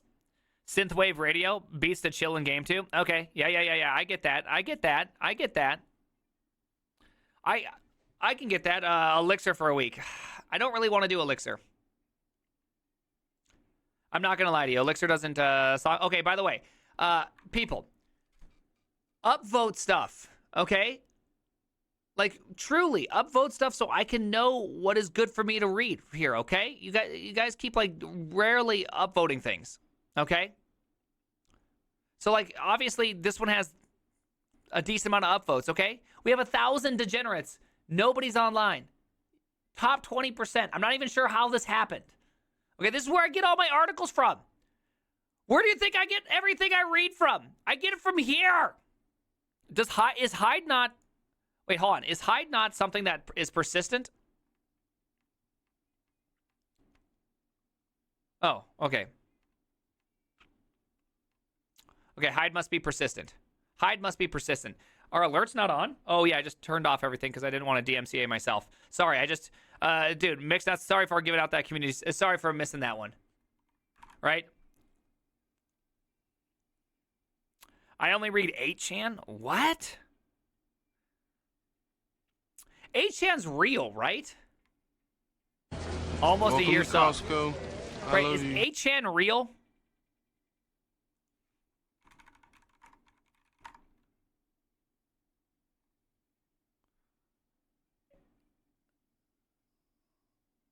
Because if 8chan's real... Yeah, I feel like if you openly say you're fine with 8chan, I don't know. I don't know if 8chan is just 4chan without the rules. Yeah, see, I'm not sure if I really want you in the chat that much, okay? It's just too much for me. Pretty sure 8chan was started because 4chan got shut down. Yeah, I don't know about that. I don't know about any of that. No, I assume QAnon's been in some flavor for a long time, right? Only 8chan, not even 256chan. I know. Pathetic Chan is more like it. 8chan replaced 2chan. Damn, there's like a whole thing here. QAnon is just another. It's just another flavor of just general conspiracy theorists, but it's just a targeted one. There's always one that is floating around. Like, imagine, just think about how many crazy-ass conspiracy theories there's been. They're just flavor of the day conspiracy theory. It's Moore's Law, but with conspiracy theories. Moore's Law is dead indeed. Is it? Is it? Just shut it down. Tier 1, let's go. Let's go. Thank you, just shut it down. Giovanni. Did I say that right? Thank you for the brand new Twitch Prime. Thank you. Who replaced Jackie Chan? Nobody. Nobody's replaced Jackie Chan. That's the worst part.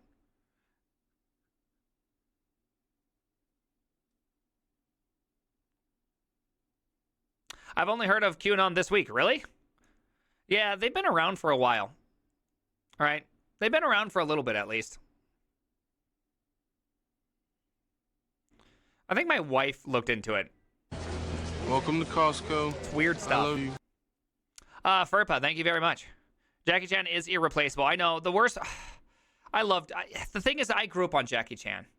Jackie Chan is like probably my biggest childhood hero of all the movie stars. It's like Arnold and Jackie, right? And so it's just like, you know, just unmute the stream after a meeting, and the first thing I hear is Jackie Chan. Yeah, Jackie Chan's good. You know, Jackie Chan cartoon was awesome. I never really saw it. Jet Li was good, but Jet Li wasn't lovable like Jackie Chan, right? Jackie Chan had this feel, right? You know what I mean? Like he had this, like, you just liked Jackie Chan. Jet Li was just like this stone cold fighter, right? Right? And that's all he was. He was just always like Jet Li, like the one, right? The one. He was like a loving husband that had to go kill everything, right?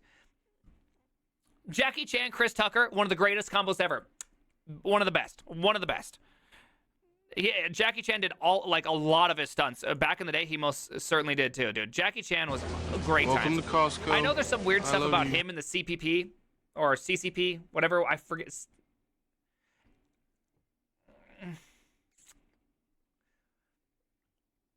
Most important system in the world, COBOL. Yeah, COBOL. CCP. CPP. I can't remember what's the difference between the two. Yeah, but Jet Li plus DMX was awesome combo. What movie was that? What movie was Jet Li plus DMX? I watched it. I can't remember it. Damn, what was it? I can't remember what it was. Romeo Must Die. Cradle to the Grave? That sounds right. Romeo Must Die, but I don't think it is. Is it Romeo Must Die or Cradle to the Grave? Cradle to the Grave sounds right. Oh, that scared me. Lightosaur, that terrified me. That terrified me. Don't do that. You're terrifying me. You're scaring the crap out of me. Romeo must compile. Welcome to I Costco. live for the jump. Well, thank you. I love you. I appreciate that. You genuinely scared me. Cradle to the grave. Nobody wants Cradle to the grave. That's what happens. That literally is what happens. You go from Cradle to the grave real quick. Thank you, Tech Savvy. Appreciate that. Really? That's super cool. What happened to the Chark order? I have an open invitation. I have an open invitation. I do. I truly do. I truly do.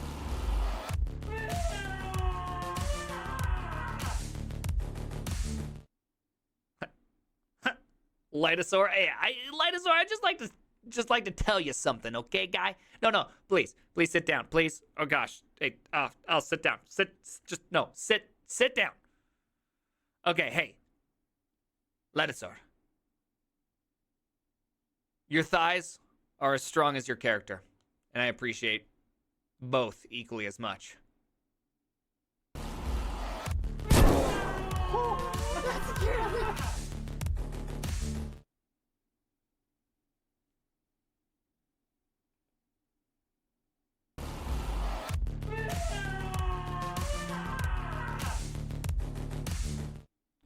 So you want me back in here?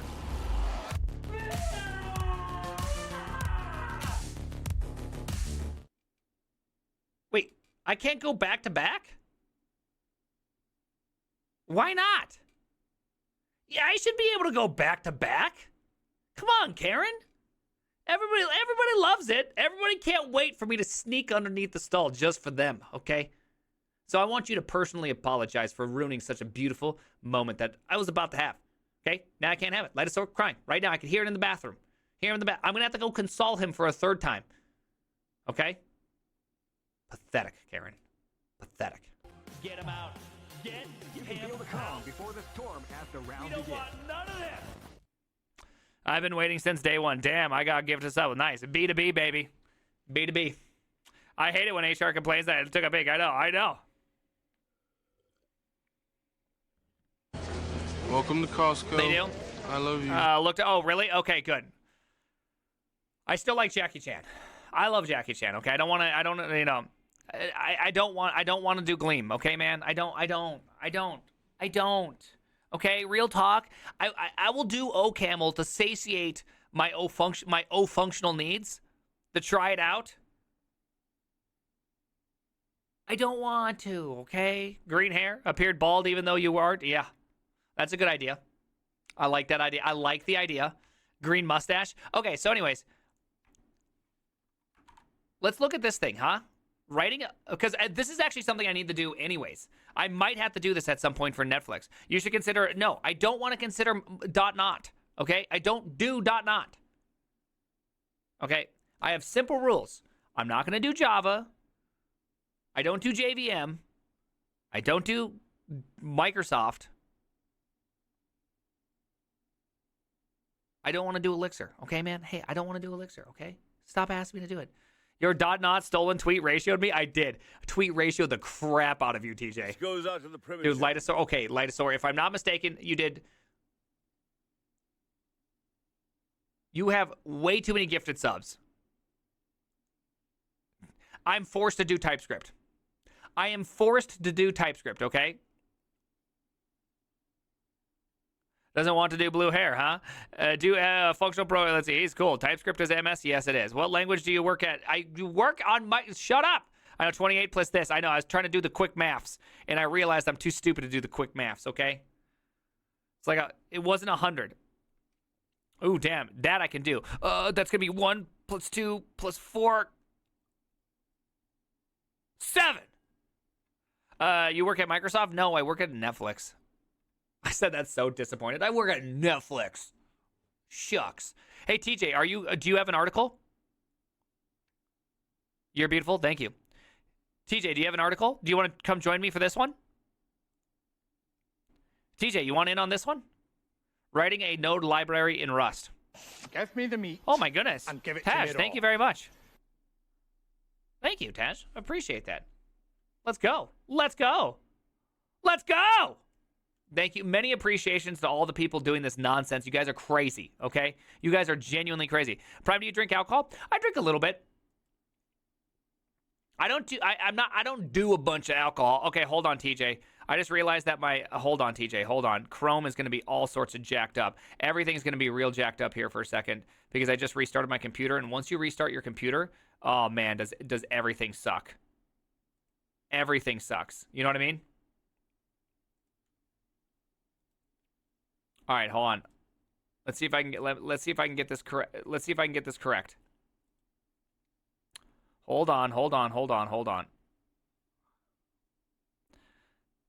Bathroom sake. Ooh, that's actually not a bad idea. I'm not going to lie to you. The idea of bathroom sake kind of makes me excited. I'm actually kind of excited about bathroom sake. All right, let's see now. All right, so this should work out, TJ. Hold on 1 second. Let me just get this set up. Let me get TJ in here. We're getting TJ in here. We'll do this. I'm going to go to routing. I got chat in there. Then I got to go studio mode. Just hold on. Hold on, TJ. There we go. I should be able to have chat up and running now. I think I should. All right, TJ, let's get you in here. All right, TJ, can you talk? Hello. Okay, hold on. Let me turn off the music for a second. Oh, you're muted. I'm muted. Dang it. Dang it. All right, there we go. Can you hear me? Looking Yes, good. I certainly can. That's my hat. I'm partially invisible, but whatever. That's okay. All right, can you talk for a second? Yes, hello. 1, 2, 3 testing. Hello, chat. Okay, good. You're looking good. You're sounding good. You're looking good, okay? Nice, thank you. That always makes me feel good. When you sound good and look good? Well, hearing it from you, yeah. Yeah. Hey, I appreciate you. You know this, TJ. I do. Even though I didn't drink milk, confirmed only good tech bro on Twitter. TJ, I said we're done talking about this, TJ. Oh yeah, sorry, I couldn't help it. I was talking to Flip earlier, so I'm still laughing. Here, nice. Now it's nice because my hat, you can still kind of like see chat through it. So I'm less here. Yet it's like empty brain. You can tell I've been writing Rust today. Reasonable. DGen life right there. Okay. I thought this would be a good article. Writing a node library in Rust. Oh, hold on. I forgot that. I got to do that. I forgot to do this. Smooth brain on my behalf. Writing a node library in Rust. There we go. Start. Nice. We got to put the markers in for Flip, our boy. Yeah, our boy Flip. Can we get a shout out for Flip? He does great editing. Did you know he doesn't even only edit for you? Really? Who else does he edit for, TJ? Oh shoot. Who else? Flip, I don't know. Is there anybody? Trash Flip's here. I Dev, mean, he could say who else he edits for. Can you back up just a little bit? There you go. Now Wait, you look. did you just make me bigger? Welcome to Costco. Because like I want you to be the same size as me, but your head instead is like the size of my body. I don't want you like. Oh, I see. Proportionally, I want us to be near each other. This is kind of It's like nice working at Microsoft together. I know Microsoft's such a cool company. You know what I love? My favorite part is that we have embrace as one of our mottos. I do love giving hugs. Yep, I'm a big fan of hugs. But the thing is Wait, that you're just gonna leave a fire going? You're not gonna extinguish it? How dare you? yeah. But here's the thing is that you didn't even think about. I like to extend beyond just a hug. A nice firm handshake, also very nice. Okay, Yeah, that's good. I didn't know where you were going. yeah. I can understand that was maybe a little risky. See you guys. I think it's time for me to sign off. Anyways, but it's a front hug. We just do front hugs. All right. Yeah, I'm gonna redo the marker because obviously this is not an intro That's we not want. going on YouTube. This is not going on YouTube, people. Thank you. Welcome to That's why you want to Costco. be here Marcos. live. Thank you, Marcos. We should put in the Marcos. like you missed something funny, YouTubers. You should have been here live Yeah, and YouTubers. subscribe. And give me that Amazon Twitch Prime, baby. Or TJ. Indeed. You can give TJ Amazon Twitch Prime as well. I'll take your Bezos bucks. Yeah, give him the Bezos bucks. Give him the Bezos bucks. All right, alerts are on. We're taking them off right now. There we go. Nice. Okay, writing a node library in Rust. Just recently written. Metlo is an open source API security tool you can set up in less than 15 minutes that inventories your endpoints, detects bad actors, and blocks malicious traffic in real time. There's no way you're setting it up in less than 15 minutes. That's Just like saying, like we should test this. Fake news. I honestly, I don't want to test it because 2 hours in, I'm going to be too upset to say to stop. But also, we do this by shipping an agent that integrates with any tech stack that analyzes and blocks API traffic as it's coming in. Okay, the issue that we needed to make our agent support a ton of platforms like Nginx, Node, Kubernetes, Go, AWS traffic monitoring, etc. So either we could Should rewrite you our put agent. 3 dots after an etc. like that? Shouldn't it just be 1? It actually no. To properly do it in an etc., you have to do 2 etceteras. Etc. etc. True. Yeah. So normally you just do it twice. You don't ellipse for dramatic pause and etc. Nice. Just throw that out there. Stop talking about my nods, chat. Okay, I'm an empathetic listener. Okay. I like how we do one video together and people are just like, look at TJ nodding along as Prime He's is the wrong about a nod guy. concept. Hey, at least they're dunking on me and not you. You're just being a nice guy. They're like, look how nice TJ is when Prime's such a dummy.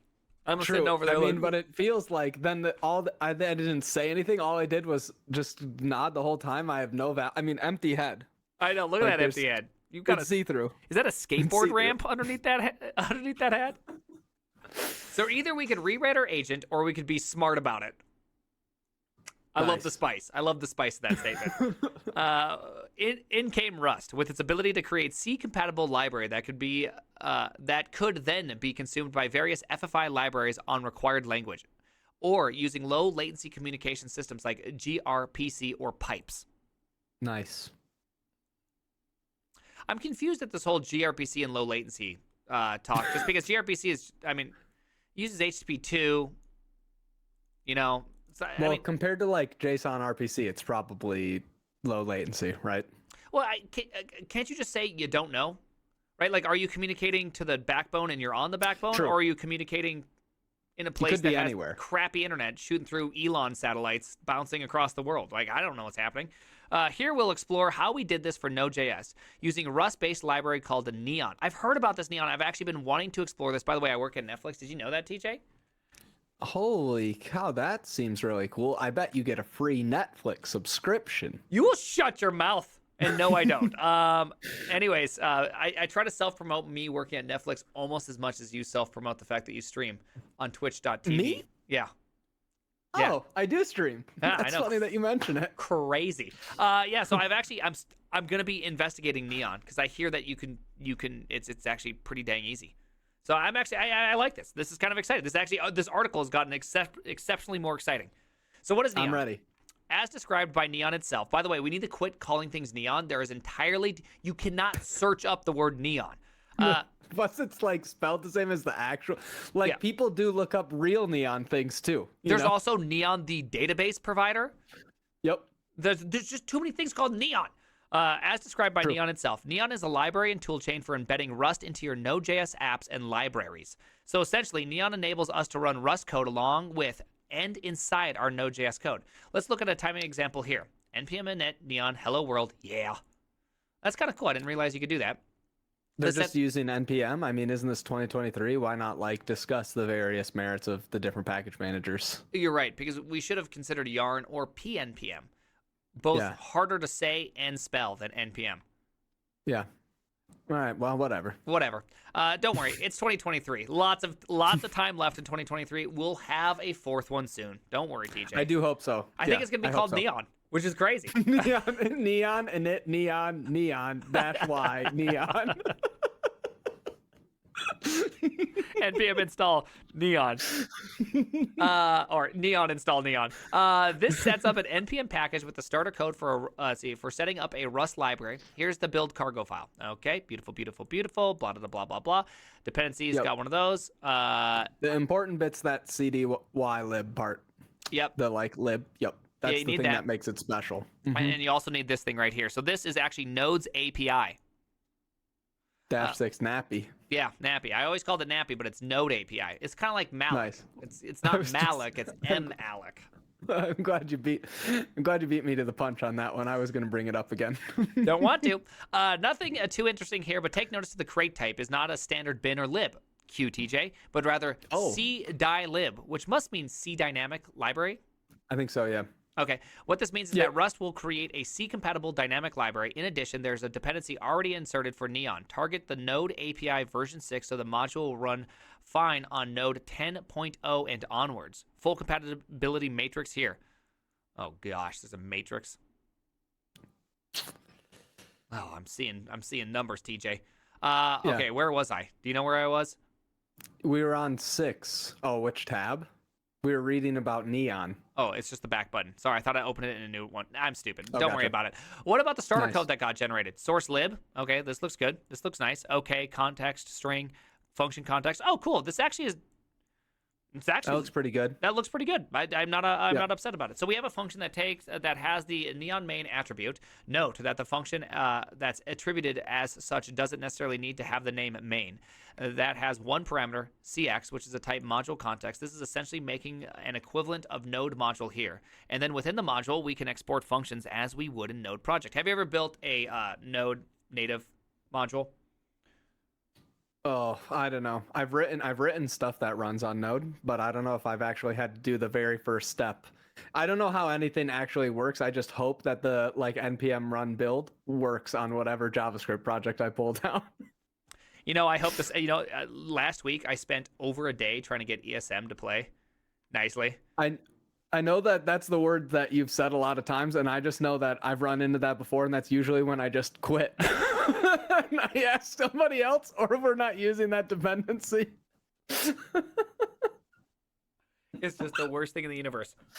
I'm like, I'm not a JavaScript boy. Like I just write this JavaScript for this one thing, and then if it doesn't run, then that's somebody else's problem. I'll talk to DevOps. I'm not a build expert, okay? I'm not a build master, as it used to be called. Yeah. This is essentially making an equivalent of a Node module here. And then within that module, we can export functions as we would in the Node project. Here we do that with the function hello. So this is pretty much identical to how you do a C++ one as well. Very, very similar. You kind of say like, hey, I want to export this function. It's named this. Here's the function handler.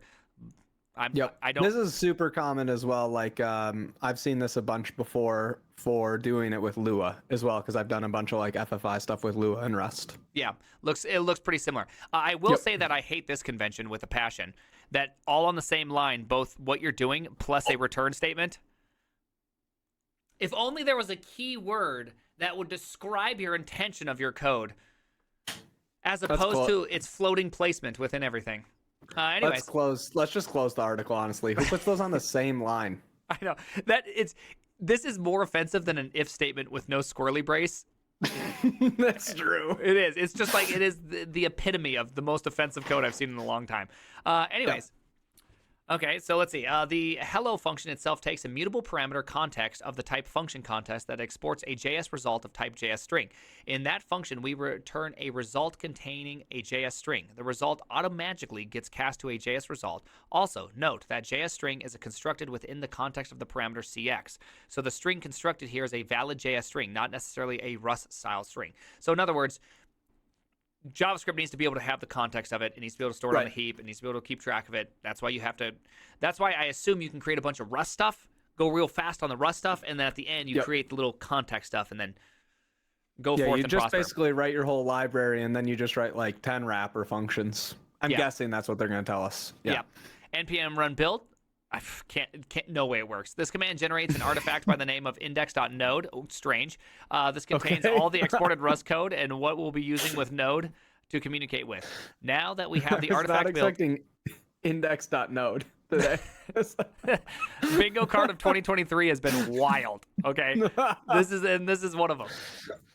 All right, now that we have the artifact build, let's add an index.js file, which we'll use to test our code. All right. Get this one, and then we can go hello. By the way, not using import statements in 2023, offense. Well, who knows what building thing they're using. I still don't know the difference between require and import. Okay, so require is a function that can be used anywhere. As we can see, it outputs this. Okay, nice. Well, rock on. A more complex example here. Okay, so we can do a bunch of stuff. We can do anime chan response. Okay. I see why they put return values on the same line. A result vector anime chan response request error. Okay, blah blah. No one cares. Get anime quote. Okay, nobody. Did they really choose? This isn't like their official thing for Neon, or is it their official thing for Neon? No, this is the official thing for this article. Okay, but wait, it's for real. They chose like all the examples in the world. They're like, let's make it anime chan. An anime quote generator. Okay, all right, that's not. It's okay. The ocean's wide, okay, TJ. Some parts of the ocean's a little stranger than other parts. All right. All right. Yeah. It's, I'm not like opposed to it. I just was all of a sudden I blinked and you were like saying anime chan. And I was wondering where we went from index.node to anime chan. Weebs, get out. Get out, Weebs. I don't know. Oh man. Okay. It's a strange place to be. That's a solid block of code. What are we doing here? Let's look at the major components. By the way, with all that code, And the fact that the top of this article says 6-minute read tells me one thing, that ain't nobody reading that anime code. That's a Rust code. Time to scroll. Oh, yeah, request. That's a solid block of code. What are we doing here? Let's look at the major components. I didn't look at any of these components, but you get the idea. We get all of this, okay? No, I haven't been to Anime Chan. Malash.space. Not one I'm familiar with. I'm not familiar, but you get the idea. Okay, we do a little bit of this, we do a little bit of that, get some of that, and then we have a main that simply exports this and do that. Okay, good. Corresponding node code, get Swappy Starship. What? Axios, anime title. All right, ID, fetch Rust, fetch Axios, test Rust, test. Okay. There we go. Look at that. You familiar with any of that? Everything looks good. Okay, so they're just trying it with two different ones. They're like, let's fetch some stuff with Rust, let's fetch some stuff with Axios, and see which one is good. Is that what they just did? Well, they also put a start and stop on each one, and I think they're saying they're timing it. They're timing it, which is this is not a very great timing thing. There's just a few requests, but okay, yep. And the results are this. I know. Again, if anything has ever said micro benchmarks can make any point ever, this is truly the greatest micro benchmarks can make any point ever argument. Is this not just like it's not most of the time just waiting for an HTTP response? Yeah, you can see it's a little bit faster. Did you see that? Okay, TJ? they're gonna say this isn't worth it for this case. True, agreed. Okay, nice. But the speed is definitely not worth it. Well, because there is no speed. This is made up. There's nothing here. Okay. Run it again, and it will be a different result. Anyways, there is this difference is much more visible on CPU-heavy tasks, where Rust is inherently lean in nature and ability to leverage multiple threads shine even more. Let's try a few more rejects. Can I just say something? Yes. For like, if you're writing an article, this is just like a piece of advice personally, and your first example is saying it doesn't make a difference, I would recommend not having that be your first example. I'm not trying to dunk on the article. I'm just saying, like, in terms of providing a compelling article that would make you want to finish and not just finish because we want to publish this to YouTube and so that people click like and subscribe on the PrimeTimeagen. And maybe TJ? Don't DV. Yeah. Oh, Teach TV is also a good channel. Yeah. But it's just kind of weird, right? Like these other ones are probably actually going to be a big difference. So why would you pick the one that's not a big difference? Yeah, I think what you'd want to say here is, look at this. What's the difference between these two pieces of code? Well, as you can see, they look identical pretty much, right?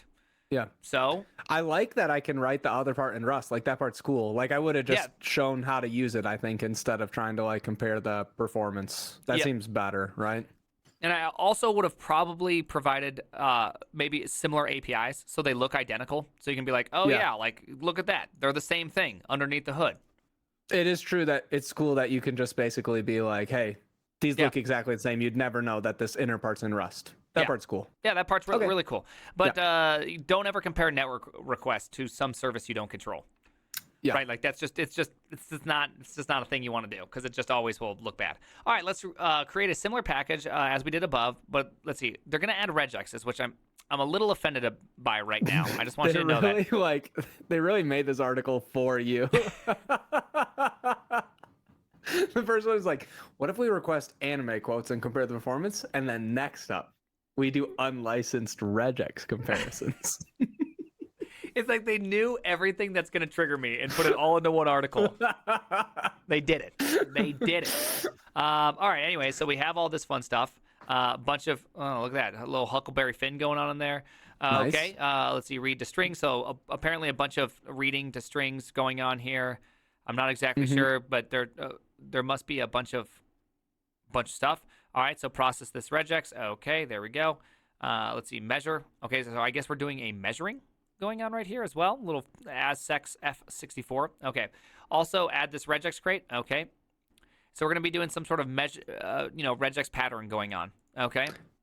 Makes sense. They're just going to compare how fast the regexes are, I'm assuming. And like Rust should probably be fast, I'm assuming. Yep. And they have a bunch of stuff in here. By the way, G in the G command inside of JavaScript is not necessarily doing what you think it's doing. It's kind of wild. It's a stateful command. So what you get out will actually it'll actually flop back and forth. It's really it's not JavaScript really said like, let's make our regexes stateful. That was like, they were like, what if we made regexes mutable and stateful? What if we did that? Hey, man, it's a push-down automata. Of course it's stateful. Everybody knows that. It's just like, why would you do this to us? So anyways, they're going to go through. They're going to do all this one. So apparently they grabbed a bunch of timings. None of this should be surprising at all. So blah, blah, blah, blah, blah, right? Fantastic. Improved ratio, right? No time. Like, I don't know. Again, I don't think you can really... Some of them are worse. Yeah, some of them apparently are worse, which it just, again, just shows me that you're paying tax on things you don't understand, right? Like, why is this Rust one that much worse? My guess is because what's really truly happening is that this thing's matching a bunch of times, and because this thing's matching a bunch of times and Node is lazy, you're getting the results in this very lazy way versus maybe the other one's not lazy, and so you're only getting one result from Node versus X results from Rust. I don't know, right? There's like the weirdest regex too. Something that starts with A through Q. And then But doesn't have... not U through Z for 13 of those, and then an X. Yeah, so just so I understand, this is starting with A through Q, and then 13 more things as long as they don't contain U through Z. Am I correct on that? Yes. Anything that's not U through Z, and then an X. Well, that's a pretty common one for me, so I probably will stick with the Node.js regex engine. I think that's a pretty common kind of thing that I'm searching for in my books. Your books are beautiful. That's a pretty interesting result card. The performance ranges from 0.14x to 19.76x with an average of 6.1 improvement. Also, the 14 out of 17 regexes show, I thought the plural of regexes was regrets. It's regrets. It's regrets. No regrets. Yeah. Show better performance on Rust compared to Node regrets engine. An interesting thing to Can note. I just say again? Like, they said like an average, like they ran a test suite that represents like normative regex running over projects. They're like, well, we have a suite of regex that we've, custom picked from, millions of regex examples, but they're like, they set it like 6.1x. Like, you can probably expect on average to have a 6.1x improvement for the Rust regex crate. Again, micro benchmarks. What does that mean? What agenda do you want to prove?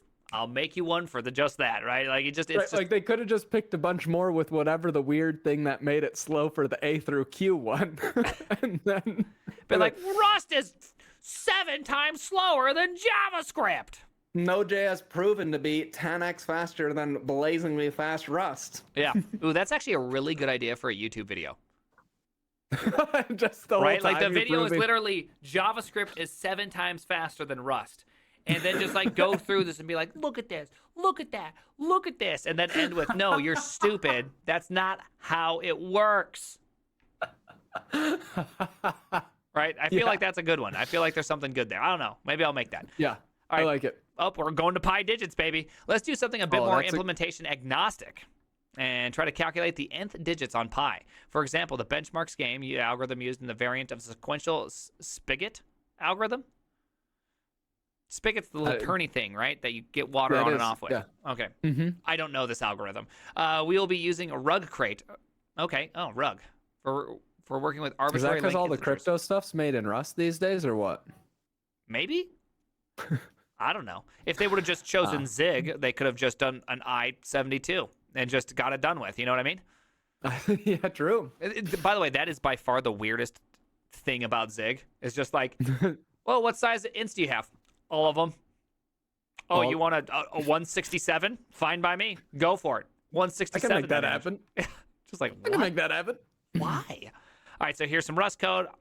They're just calculating pi. We don't need to try to understand this. Again, 6-minute average on read up top. I don't believe this. And the wrapper for running the Rust code in Node. Okay, looks good. Find pi 10,000. Boom, boom, boom. All right, let's see. Here's the Node code. Okay, do all that crap. Bada, bada, bop, bop, bop. And then we run it. So I can tell you some things right away that are incorrect about this. So there you go. Node, massively slower. So one thing that's very unique about Node is for it to be able to optimize itself, it depends on how many characters are inside of a function. So since this thing has Well, a lot of characters. And it's not minified, which white space makes a difference. You're going to have this whole issue going on where it probably will need like 17, 20 times to be ran before it actually does the JIT optimization, which means that you're running it once and taking the value. So it's kind of a slightly unfair. I didn't know Node was white space sensitive. That's news to me. It's not Node, it's V8. V8 was white space sensitive. I assume it still is white space sensitive, right? Like it's. Well, it's also just not how like it doesn't just run something one time and then think now it's time to optimize, right? Is that not? Am I crazy, right? Because JITting is a really expensive operation because compiling is really expensive. So you wouldn't want to just JIT everything you see because what happens if you get different arguments every time? So they have to keep track of the type of arguments. That's why Node uses so much memory, and it's not Node, it's actually V8 because they keep track of, well, it's also Node, but they just keep track of so much stuff to optimize every single function possible because if it's monomorphic, they need to figure that out after X amount of calls. And then they go, okay, this thing's monomorphic, I can optimize it, blah, blah, blah. And so, yeah, you just JIT your pants. A lot of people JIT their pants, especially as they get older. It's totally normal. It is. Yeah, that's an 18x improvement.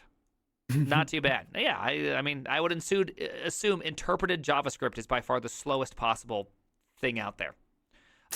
You can also see some of V8 stuff, so if you're curious about this, there's a trace flag you can pass into Node that will print out V8 tracings, and you can also do it with like that Chrome. It's not Chrome Inspect. I forget what it is, but there's like the performance. There's some performance tabby thing. Yeah, it's not in the Inspect one. It's like a separate place you can go, Perfetto. Yeah. And you can go and look at the Perfetto stuff, and you can actually enable tracing on V8, and V8 will tell you a bunch of stuff. It will also tell you why it is and isn't optimizing.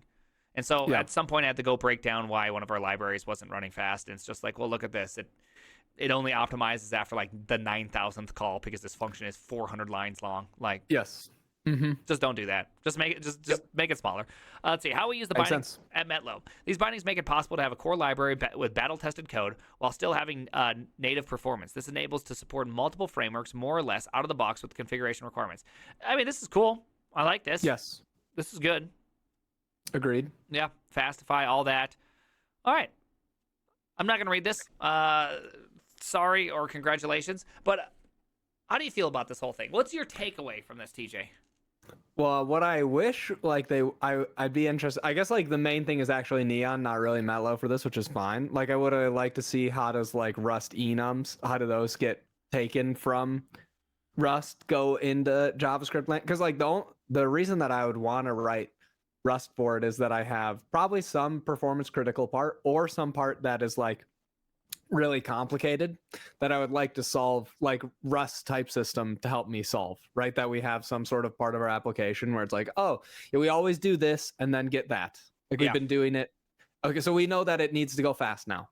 How can we make it fast, but also still not have to delete every single line of JavaScript we've ever written, even though obviously that would be the best course of action. Best course.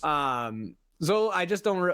That's the part that's like interesting to me, especially for someone who actually has a real company that's doing things, right? Not like, oh, I have a fun side project, and I was the only one who did it, and it was fun. Okay, cool. But like, what does it look like if you're real? So I don't know. So that's kind of where, for me, like those were the things I was interested in seeing more about. Yeah. Not Anime Chan. Anime Chan. No offense, Anime Chan weebs. didn't happen. Yeah, I think I always think that the performance angle as like the primary selling point. It's like only if there's a huge negative, right? Like, so if calling the Rust code results in 100x worse performance, but you want to use it because it is 100x nicer to use. Yeah. Yep. As far as like the enums, I bet you I could just answer that. Anything returned from this API has to fall into a JavaScript value. And since JavaScript doesn't have type discriminated values, you have to create your own type discriminators. So you'd have to probably return it as an object with like type, my type, right. And then you value, could like do something with it afterwards. Value. Yeah. Then you'd have to return that makes the sense. Yeah. So you just create your own wrapper. That's all you'd have to do. Yeah.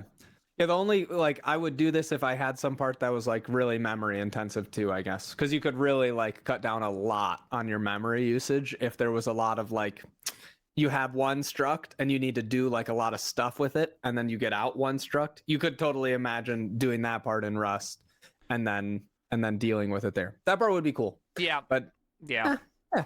Yeah, so that's actually precisely why I was looking into this. It's because it's just like, well, I keep having 4 gigabytes of of memory. How do I stop Yes. having 4 gigabytes of memory? My current answer is actually I import the V8 garbage collector, and then I manually manage memory by setting everything to null. Oh, nice. That's And pretty then much calling borrow checking. JavaScript. Yeah. So after every line, I have these functions called drain that will drain an array in reverse, and then null it out, and then what's it called? And then call garbage collection just to keep my memory down. So I got it down to so that it's like it went from like 2 gigabytes to 200 megabytes. And so I'm like, all right, rock on. This is great.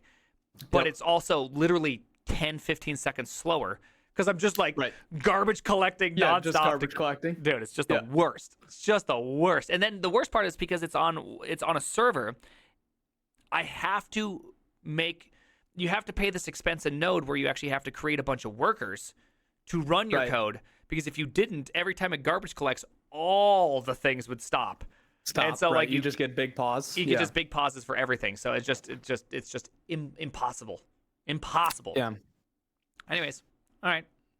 I'd use this. I'd use Neon. I think I Neon's would a use it compelling too. option.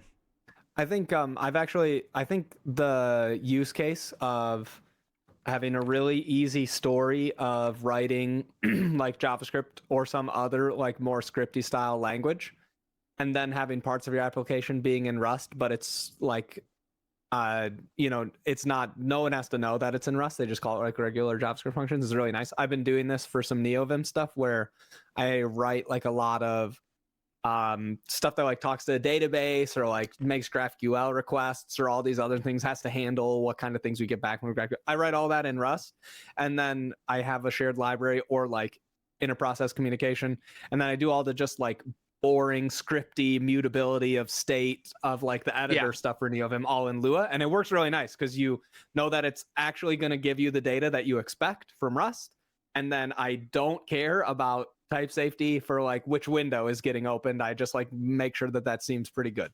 Like that's a nice combo. Yeah, but that's exactly what a scripting language is good at, which is I don't want to have to think about anything. This is why I use scripting language. Right? I don't want to. Agreed. Is your Windows ID 0? Perfect. Current window. Make it happen. Yes, right? Like, exactly. You don't have to think about anything. What is current window? Right, I don't like, know. I've been holding on to it for a while. The global messages that I've received from this thing. Okay, well, cool. Just do it. Like, oh, I have to make static const. I need to wait. I need to. Oh my goodness! Now I'm going to send this over here. It's not send. I got to make sure that my. Actually, I don't care. Let's just have some tables and some lists, and we'll call it good. Get your arc mutacy out of here. Yes. Yeah. All right. Well, hey. Oh, there's definitely a good meme somewhere in there with Rust Arc and oh my goodness, now I can't a Mutalisk. Definitely some sort of Mutalisk going on in here. You could have some sort of Mutalisk and have an Arc Mutalisk. I feel like this would definitely there's definitely something there's like here. 30 people who will get that joke on Twitter, it's gonna really kill. It's a great joke, okay? This is a great joke. It's pretty good for a joke that you made up instead of stealing from my Twitter. Still oh man, you like doubled my tweet. It hurts. Oh, I didn't just double it. I crushed you. All right. I know. All right, hey. Thank you for they're calling it a boomer joke. That's not a boomer joke. The name? This is the Boomeragen. The Boomeragen. Thanks, TJ. That was actually really fun. That was a good one. Yeah. Many appreciations for being on. People can find you on Twitter, where I will regularly steal your jokes. So if you don't know, it's TDV. Just dropped a banger today, but you already retweeted it, so it's good. Okay. It's the Twitter is fundamentally not a place for fun. This is actually really good. This is the best tweet of all time. You won the internet today. That's right. People won't get it though. I know. It's fun to make people's lives bad. I don't, dude. You might. I'm just warning you. You might actually get accused of racism for this one. I just want you to know. There's a cultural high appropriation because it's a sword from not a Western country. I think it's more than that. Is that you are condoning activities of people having fun, which is actually dog whistles of racism. Having fun is a dog whistle. Hey, you said we were done talking about that. We are done talking about that, but this is doing another one, TJ. Oh, Pick got us. I never drank milk on Twitter, so get out of here, Pick. Yeah, this guy is clean. This guy is clean as the driven snow. So should have been Oh, better. man. Should have been better. Me. All right. Hey, TJ. Yeah. Okay, Bye. see you, everybody. Bye. Appreciate you. Look at that. He's trying to leave. He can't hear me, but he's trying to leave. Or maybe he forgot to leave. Nobody knows. Nobody actually knows what happened. Nobody knows. Welcome to Costco. Welcome to Costco. I love you. By the way, who's excited about this sweet neon? I'm actually pretty excited about neon. Right? Neon is actually a pretty cool project. A kiss before he leaves. Yeah. I'm interested. Yeah. I'm pretty interested in that one. You know what I mean? Oh, nice. Yeah. Hey, by the way, thank you. Thank you. I appreciate that. What do you? Let's see. What am I doing here? I'm just learning TypeScript in my bootcamp. Nice. Yeah, dude. By the way, this is great. I'm glad. See, you're somebody who's going to be motivated. You're going to be somebody who's going to really dig in. While everybody else is not considering things as serious, you're going to take it to the nth level, and you're going to do a great job. And I'm like, when you have real motivations, needs are so much different. So I'm positive you're going to be successful. Personal opinion, I'm just positive because I feel like when you have that, it's just like awesome. Doesn't Neon mean you have to use Node.js? Well, I already have to use Node.js. So yeah. So if I could write Rust using Node.js, guess what? You know what I mean? Sorry again for repeating myself. No, I don't want Tari. No more Tari. No more Tari, please. I had that once. A need. Yeah, real needs are interesting. I've had a few needs in my life. What the hell is Neon? It's like a Rust bridge. Welcome to Costco. Delvoid, thank you very much. Can it run on a browser? Of course not. That's why it's for Node, dog. It's for Node. Porque Maria? Appreciate that. Hey, Scooz News, so much love. Thanks for ripping through some delightful takes. Above my skill level, but getting there. Now, you're gonna get there in no time. Oh, Dax, I didn't even see you raid. Dax, my boy. Is Dax here? Dax, thank you very much. Thank you very, very much. Oh, my goodness. And, dude, and Cakes? Dude, I feel so bad. Cakes, I didn't even see you do that, Cakes. Shoot, is Cakes still here? I don't even know Cakes. Oh, man, I feel like such a dick. Whoa! Look at that face! Look at that face! Press this button. Press that. Press it right there. I thought Neon was a gas. It is. Well, thank you very much, Cakes. Thank you very much, Scooz News. Thank you very much, Delvoid. Many appreciations. I thought Neon was a gas. Cakes is an angry German game programmer. Okay, awesome. Let's go. Angry German game programmer. You could just, I feel like you could drop a couple of those adjectives and it would still mean the same thing. Cakes, game programmer. I assume they're angry. Cakes, German programmer. Probably angry. Got him. The Dictagen. Whoa! Okay, calm down there, tough guy. Can confirm. Check out makepad.dev. No. I thought Rust was for showing off but not actually using. It is. First you drink milk, then you get sus German programmers. Okay, shut up. I only use Neon for tube lights. Okay, reasonable. Howdy, Patton. I don't want to be a React Andy, but my job requires it. We all, that's okay. If your job requires it, go deep. You know what I mean? Let's see.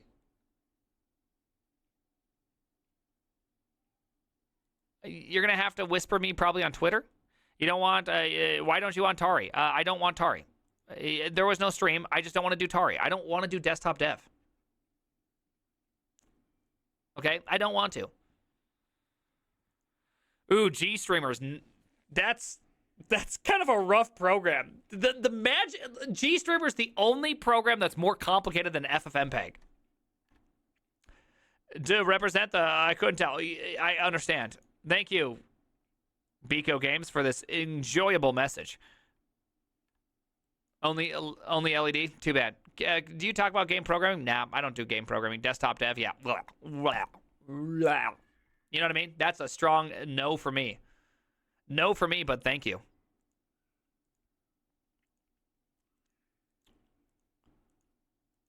I really like this mutilus thing. So anyways, so as you can see, didn't you win a game programming competition, though? No. It's just a regular programming competition, Warren Buffering. You jerk. Don't try that with me. All right, here we go. Shout out. If you don't know Dax, Dax is a real one. Dax is a real one. Press the follow button. Press the follow button. I'm currently a data scientist trying to become a quant on Wall Street. Is it worth the switch? Dude, what? You cannot possibly ask me this question.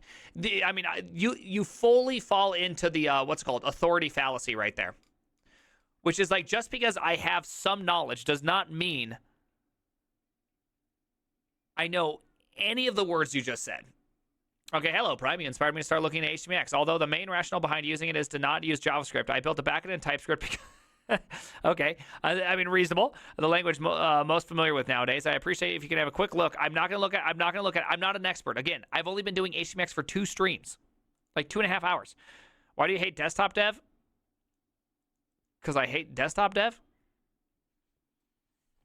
Like, why does everybody have to have an opinion about things? I don't want to do things for desktop, okay? I want to do CLI tools or libraries.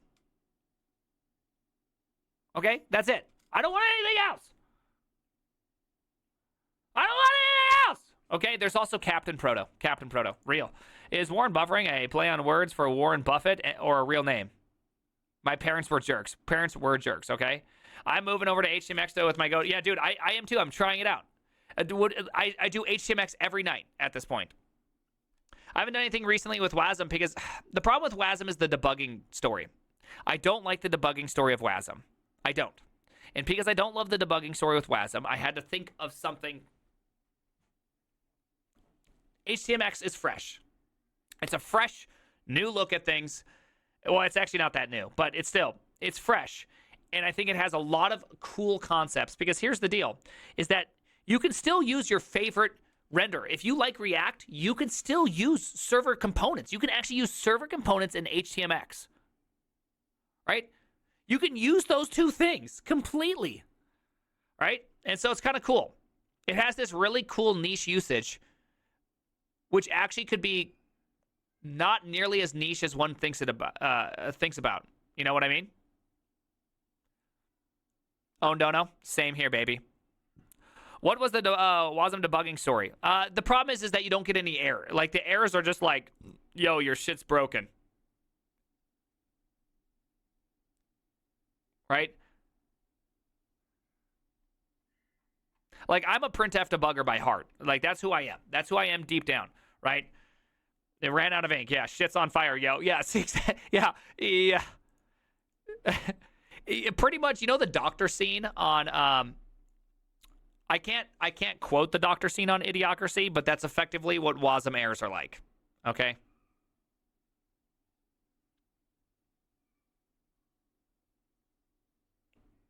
You know what I mean? You know? Do I see a future where Ryan Burgess or Jem Young start streaming? I mean, they can do all they want. They run a podcast. I've been on the podcast once. I mean, nothing stops them from doing it. I know Ryan Burgess was trying to make some YouTube videos at one point. Let's see who are you? I see you got 1K viewers. I feel like I'm missing out. Well, welcome. We do a lot of things here. Okay.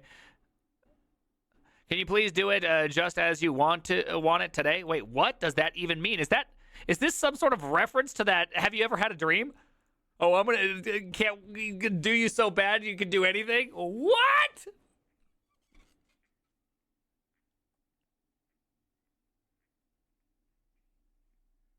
Gosh, I love this song. Let's see. Can you be yourself harder, please? Oh, I'm always hard. That's the secret. Any performance measuring tips in Rust? Yeah, use Blackbox. Do you listen to any podcasts? I don't listen to podcasts. In your face. I am listening through Dune. So when I'm done with the stream, I'm going to turn on Dune. Program. Hey, a solutions-oriented. Thank you very much. Pure HTML programmer arc. I can't. Yeah. What's your review on Turbo Repo /Turbo Pack in a nutshell? I don't have a view. Again.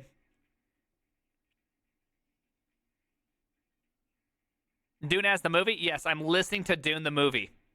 Because that would be super entertaining. Yeah, I listen to audiobooks.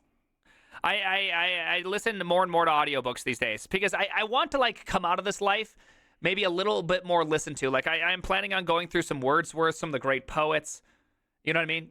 Try to do something a little bit more sophisticated with my brain than that. You know what I mean? Does anyone know how to connect? Hey, by the way, what's up, Milkman? I also listen to audiobooks. I bought the it's so big. Yeah, that's why I got it on audiobook. Should I learn JS directly or go for Golang? Pick your poison, dog. Pick your poison. I don't know who Charles Bukowski is. Shout out for Brian for being great. Hey, shout out for Melky for being great, dog. Do you know Pascal? I used to know a little bit of Pascal. Okay, hold on. We do have a little bit of time left. Let's do one more thing. So taking it from here, what do you guys want to do?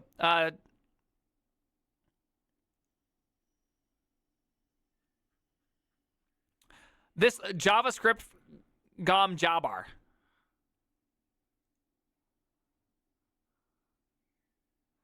Do you want to do this one? Do you want to do this one? Yeah, this does slap, viewer. This is a slapper. I know. I try to get Seth Drums to do this one, but he does. But the problem is that there's too much. I think there's cursing. Yeah, the fruit salad, motherfucker. Right? It's like such a banger. He doesn't even know how much of a banger it is, right? It's a fresh one. It's a fresh one. Kind of sounds like a Tom song. It is. It's Tom Carty. You knew it. I dig more content about Zig. Zig is just not there yet. The problem about Zig is that I don't... Welcome to Costco. The problem that I have with you. Zig in general is that they're not... The tools aren't there. And I really, truly, truly believe that you have to, on any modern language, tools have to be your highest priority. If your language doesn't have a good support system, I feel like it's just a fault. The LSP is not that good. There's no package manager. It's like there needs to be one tool to control them all, right? Oh, you have Zig? Zig install LSP. Give me the LSP. Okay, now it's available. Oh, I need to be able to generate docs. Zig docs. Hey, I need to be able to do this. Zig this. I need to be able to just do everything. Right? I am that tool. I'm that tool. Yeah, that's the problem. Right? That's why I'm not loving Zig, is because I don't feel like their LSP is not quite there. Brian, what's your take on the socio impacts of the Franco-Persian War? Shut up! Try Dart. It's great. No, thank you. And their type system isn't there. It's better than C, which would have been great 15 years ago. It is. It is much better than C. It's exactly what I want, almost. I mean, you should always try to shoot your shot, right? Brian, why are you so bad at hiding your mic? I don't know. I suck. Reason. Persian, these nuts. Got him. How about Deno? Deno, I don't care about. Again, Deno doesn't offer anything to me that is interesting. By the way, 2 hours left. By the way, thank you. I think this is very good. Thank you. Sorry, I can't read everything. Right? Prime mic just too big. You know how it goes. I just want Golang with options result. Yeah, same here. I want that. Prime, have you ever come into a position at work where you feel like you don't learn anything new things? Yeah, that's why I learn outside of work often. Right? First message. Java, let's go! Put the mic inside of you. That's OnlyFans, Cam. That's a very different website. Okay, I want you to know a very different website. Welcome to Costco. I love you. Oh, thank you, Shred. Hey, Remya, thank you very much for the tier 1. Okay, so let's just do this one right here. By the way, you guys ready for this? All right, here. I feel like I should keep the music on. You know what I mean?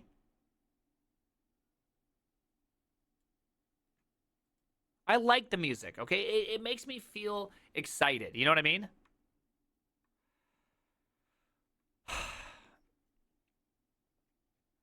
You know what I mean? Pick the article with the most upvotes. All right, let's go like this. Top this month.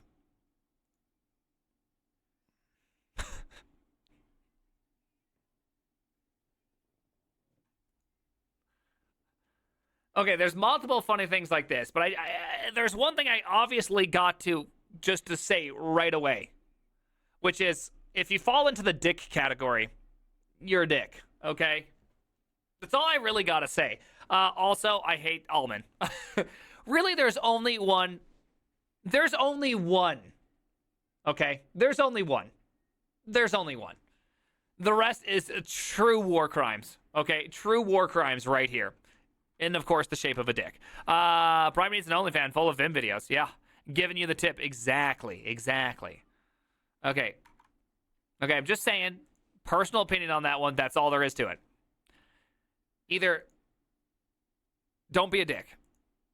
All right, hide. We've already watched this one. Hi. Let's see. See, there's a lot of videos. Devs join company with insane C# code base. This looks entertaining. Okay, here we go. Tell me how crazy. Okay. This looks good. We're gonna do this one. How crazy is this? Question mark. Start. Now, right before I do this, I'm gonna go pee. I'm gonna be right back.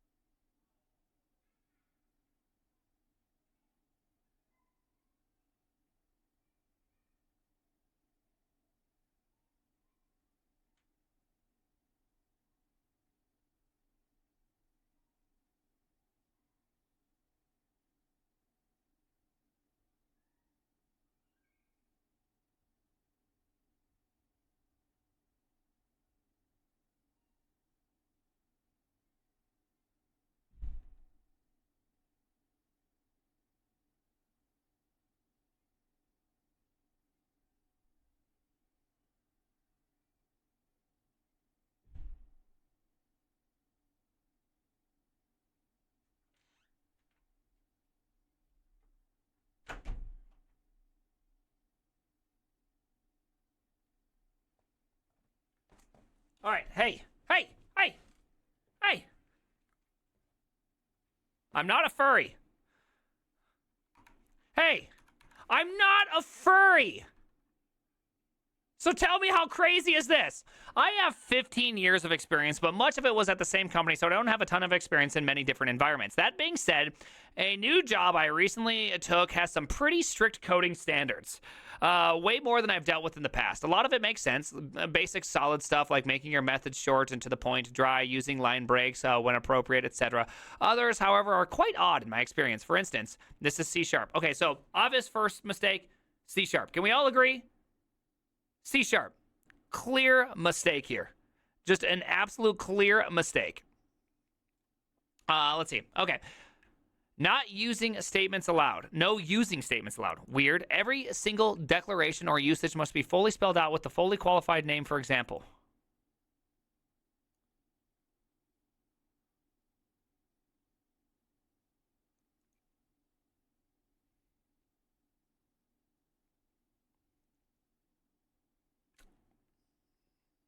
I'm not exactly sure how this ever happened to happen.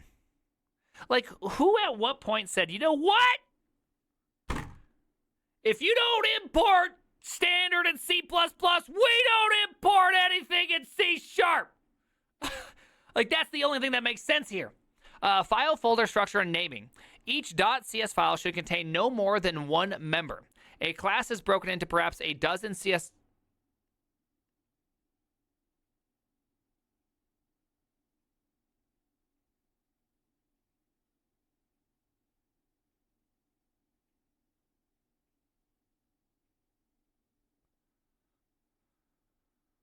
I think I just had a Tomgasm. What the hell did I just read? You have a file for each method?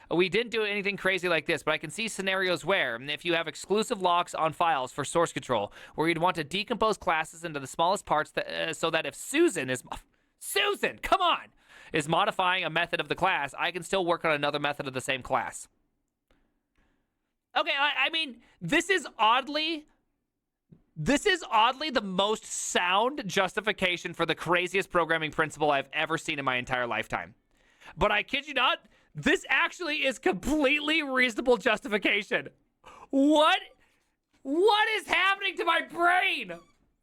Still insane? Yes, absolutely. Susan could be the genius in this situation. Dude, Tom and Susan, power couple? Careful. Careful. Careful. Why not use Git? Why are you asking me? Okay, why are you asking me? I didn't make this. And Susan just keeps checking out all the files. Let's see. Okay, yes, reminding me, blah, blah, blah. This is precisely the reason why they are doing it. But with only 3 devs, seems overkill. Oh. Wow. Wow. That guy called it. That guy called literally the reason. So it's a source control problem? Dude, I'm so confused. I feel like if this... I haven't used Tortoise SVN in so long. But 3 devs. What kind of product are you working on that you're colliding that much? Second off, what year was this? This was 26 days ago. I get that if this was 20 years ago when I was using Tortoise, but this ain't Tortoise anymore. Can we move on? Can we just move on? 3 devs, 1 Git. Let's see, hold on. That shit was TFS in my job. Let's see, in my job. I don't know, what does TFS stand for? Am I too... I'm not Reddit enough. I don't Reddit. Oh my goodness. I think it may have been Visual Source Safe's fault. Tom Foundation server. Okay, it's Tom Foundation server.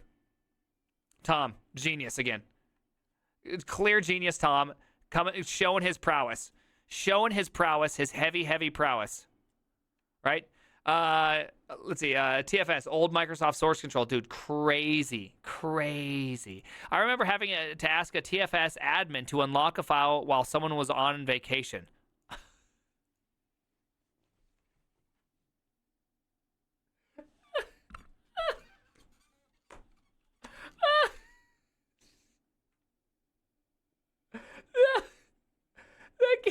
That can't be real. That can't be real.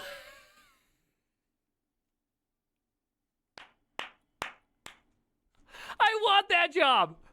Give me that job. I want to go on vacation and lock the effing data. Hey, I don't trust any of you devs, okay? I'm locking the whole down while I'm on vacation.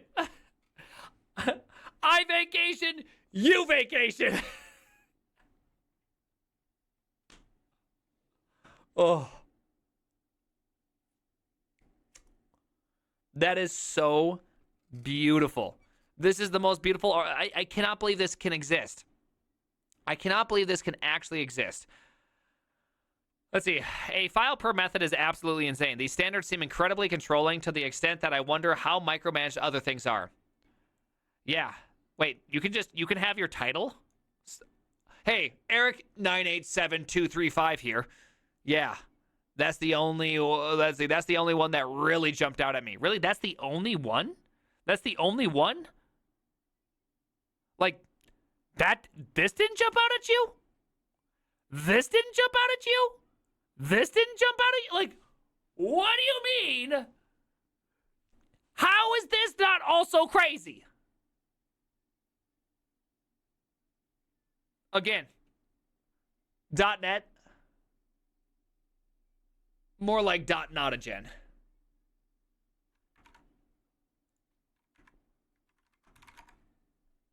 How'd you guys like that ending? I feel like that was a good one. Oh my goodness, I used Tortoise desktop in job. A main language squeal for logic. Oh my goodness gracious.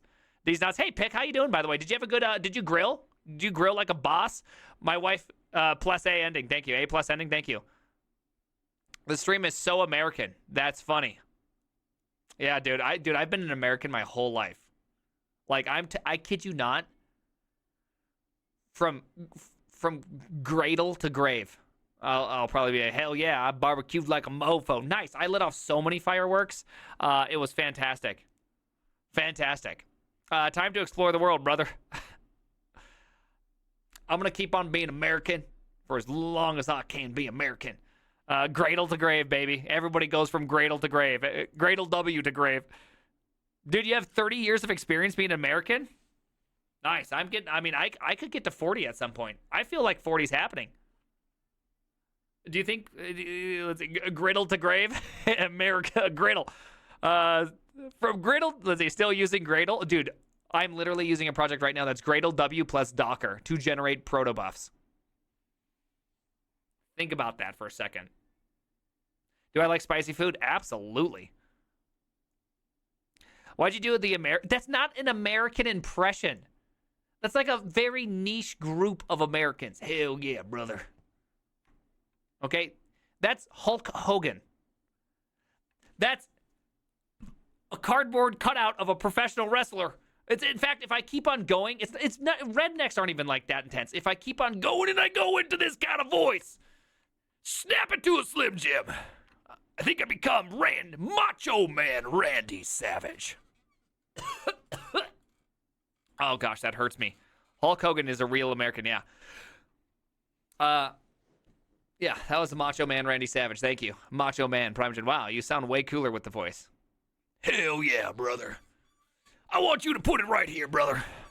How to design a streaming architecture. Well, you want your zeros and ones to come from a place into another place. A, B. Make it happen. What the fuck is a kilometer? Oh, duh. It's 1,000 meters, dummy. I thought you're Russian. What? Do I look Russian? Do I give you those good Russian vibes? Or is this not even close to Russian accent? I do not think I can even do Russian accent. Okay, you guys gotta quit making me do Russian accents or any accents, okay? I am not good at it, okay? I want you to know right now, this is not time for me to be doing anything. Welcome to Costco. I love you. Hey, Baby Jen. Ooh, I want to get rusty tonight. I am Russian. Okay, hey, I am not very good. You sound like the guy from Despicable Me. Yeah, you want me to do Arnold? I can do Arnold. I can.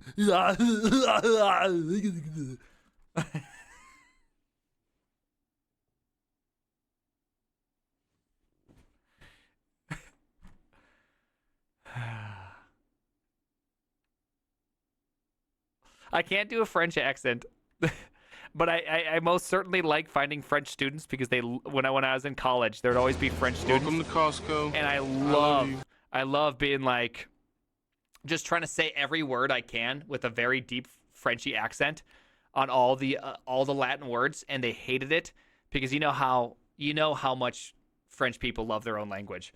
So I'd be like, oh yeah, I slipped on the pavement outside. They'd be like,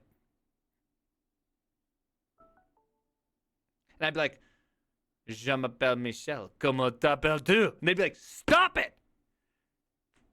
You know, just keep on doing it. Just keep on doing that. They just hated it every single day. Je m'appelle Michel, comment t'appelles-tu? And they're just like, stop it! They'd be like, whoa, you're breaking my concentration. They'd be like, no! Or just even get stupider. Yeah, Bash Bunny will kill you and start throwing in Spanish instead. I'd be like, whoa, okay, sí, señorita, I won't do that again. They'd be like, no, that is the wrong Romance language. I'm like, oh gosh, okay, whoa, my bad, por qué? Sorry. I loved. It's just the best. It's my favorite thing to do in the universe. It's just so much fun. Right? Languages to move away from C#? Annie. Hell yeah, brother. Welcome to Costco. In Sons of Anarchy voice. I don't know. I actually have never watched Sons of Anarchy. Omelette du fromage. Like Dexter's Laboratory. Casual Dexter's Laboratory viewer right here. Omelette du fromage. Omelette du fromage. Oh, thank you. Stop it. S'il vous plaît. S'il vous plaît. S'il vous plaît. On est les. I don't even know that. I don't even know how to say that. I can't even say that. Didi. Yep, Didi. How does modern C# compare to Java? I don't know. Microsoft Java is like Microsoft. You got to love their language wrong. Yeah, you got their love language wrong. I did. Casual Dexter Laboratory fan. There's no such thing. This is true. This is view. Okay, hey, we got to go to twitch.tv. I got a meeting with the old boss man. I haven't rated Lana Lux in a long time, and I feel like that's kind of like a W. Should we go W? Lana Lux W status? I feel like that's probably the move right now. I know we got Cody. I've rated him a couple times in the recent weeks. I haven't Lana Luxed in a little bit, or maybe I have. I can't remember, but I feel like I got to do that. From India, liking your videos. Thank you. Thank you. Fortran, next Rust. Yes. Rate TJ. Whoa. Is TJ... Wait, hold on. Is TJ streaming? Did I miss that? Hold on. If TJ's streaming, I got to rate him just because, you know. I don't see TJ. You lie to me.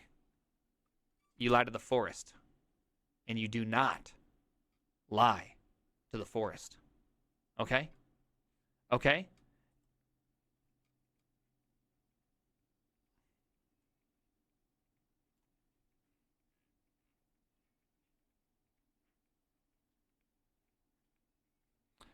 Yeah. Yeah. Wait. Rate don't show, rate never shows. Thanks for the that impression show. You're welcome. Oh my goodness. Put that away. Put this thing away. Put it away. Bye. The name? You know the name. You know.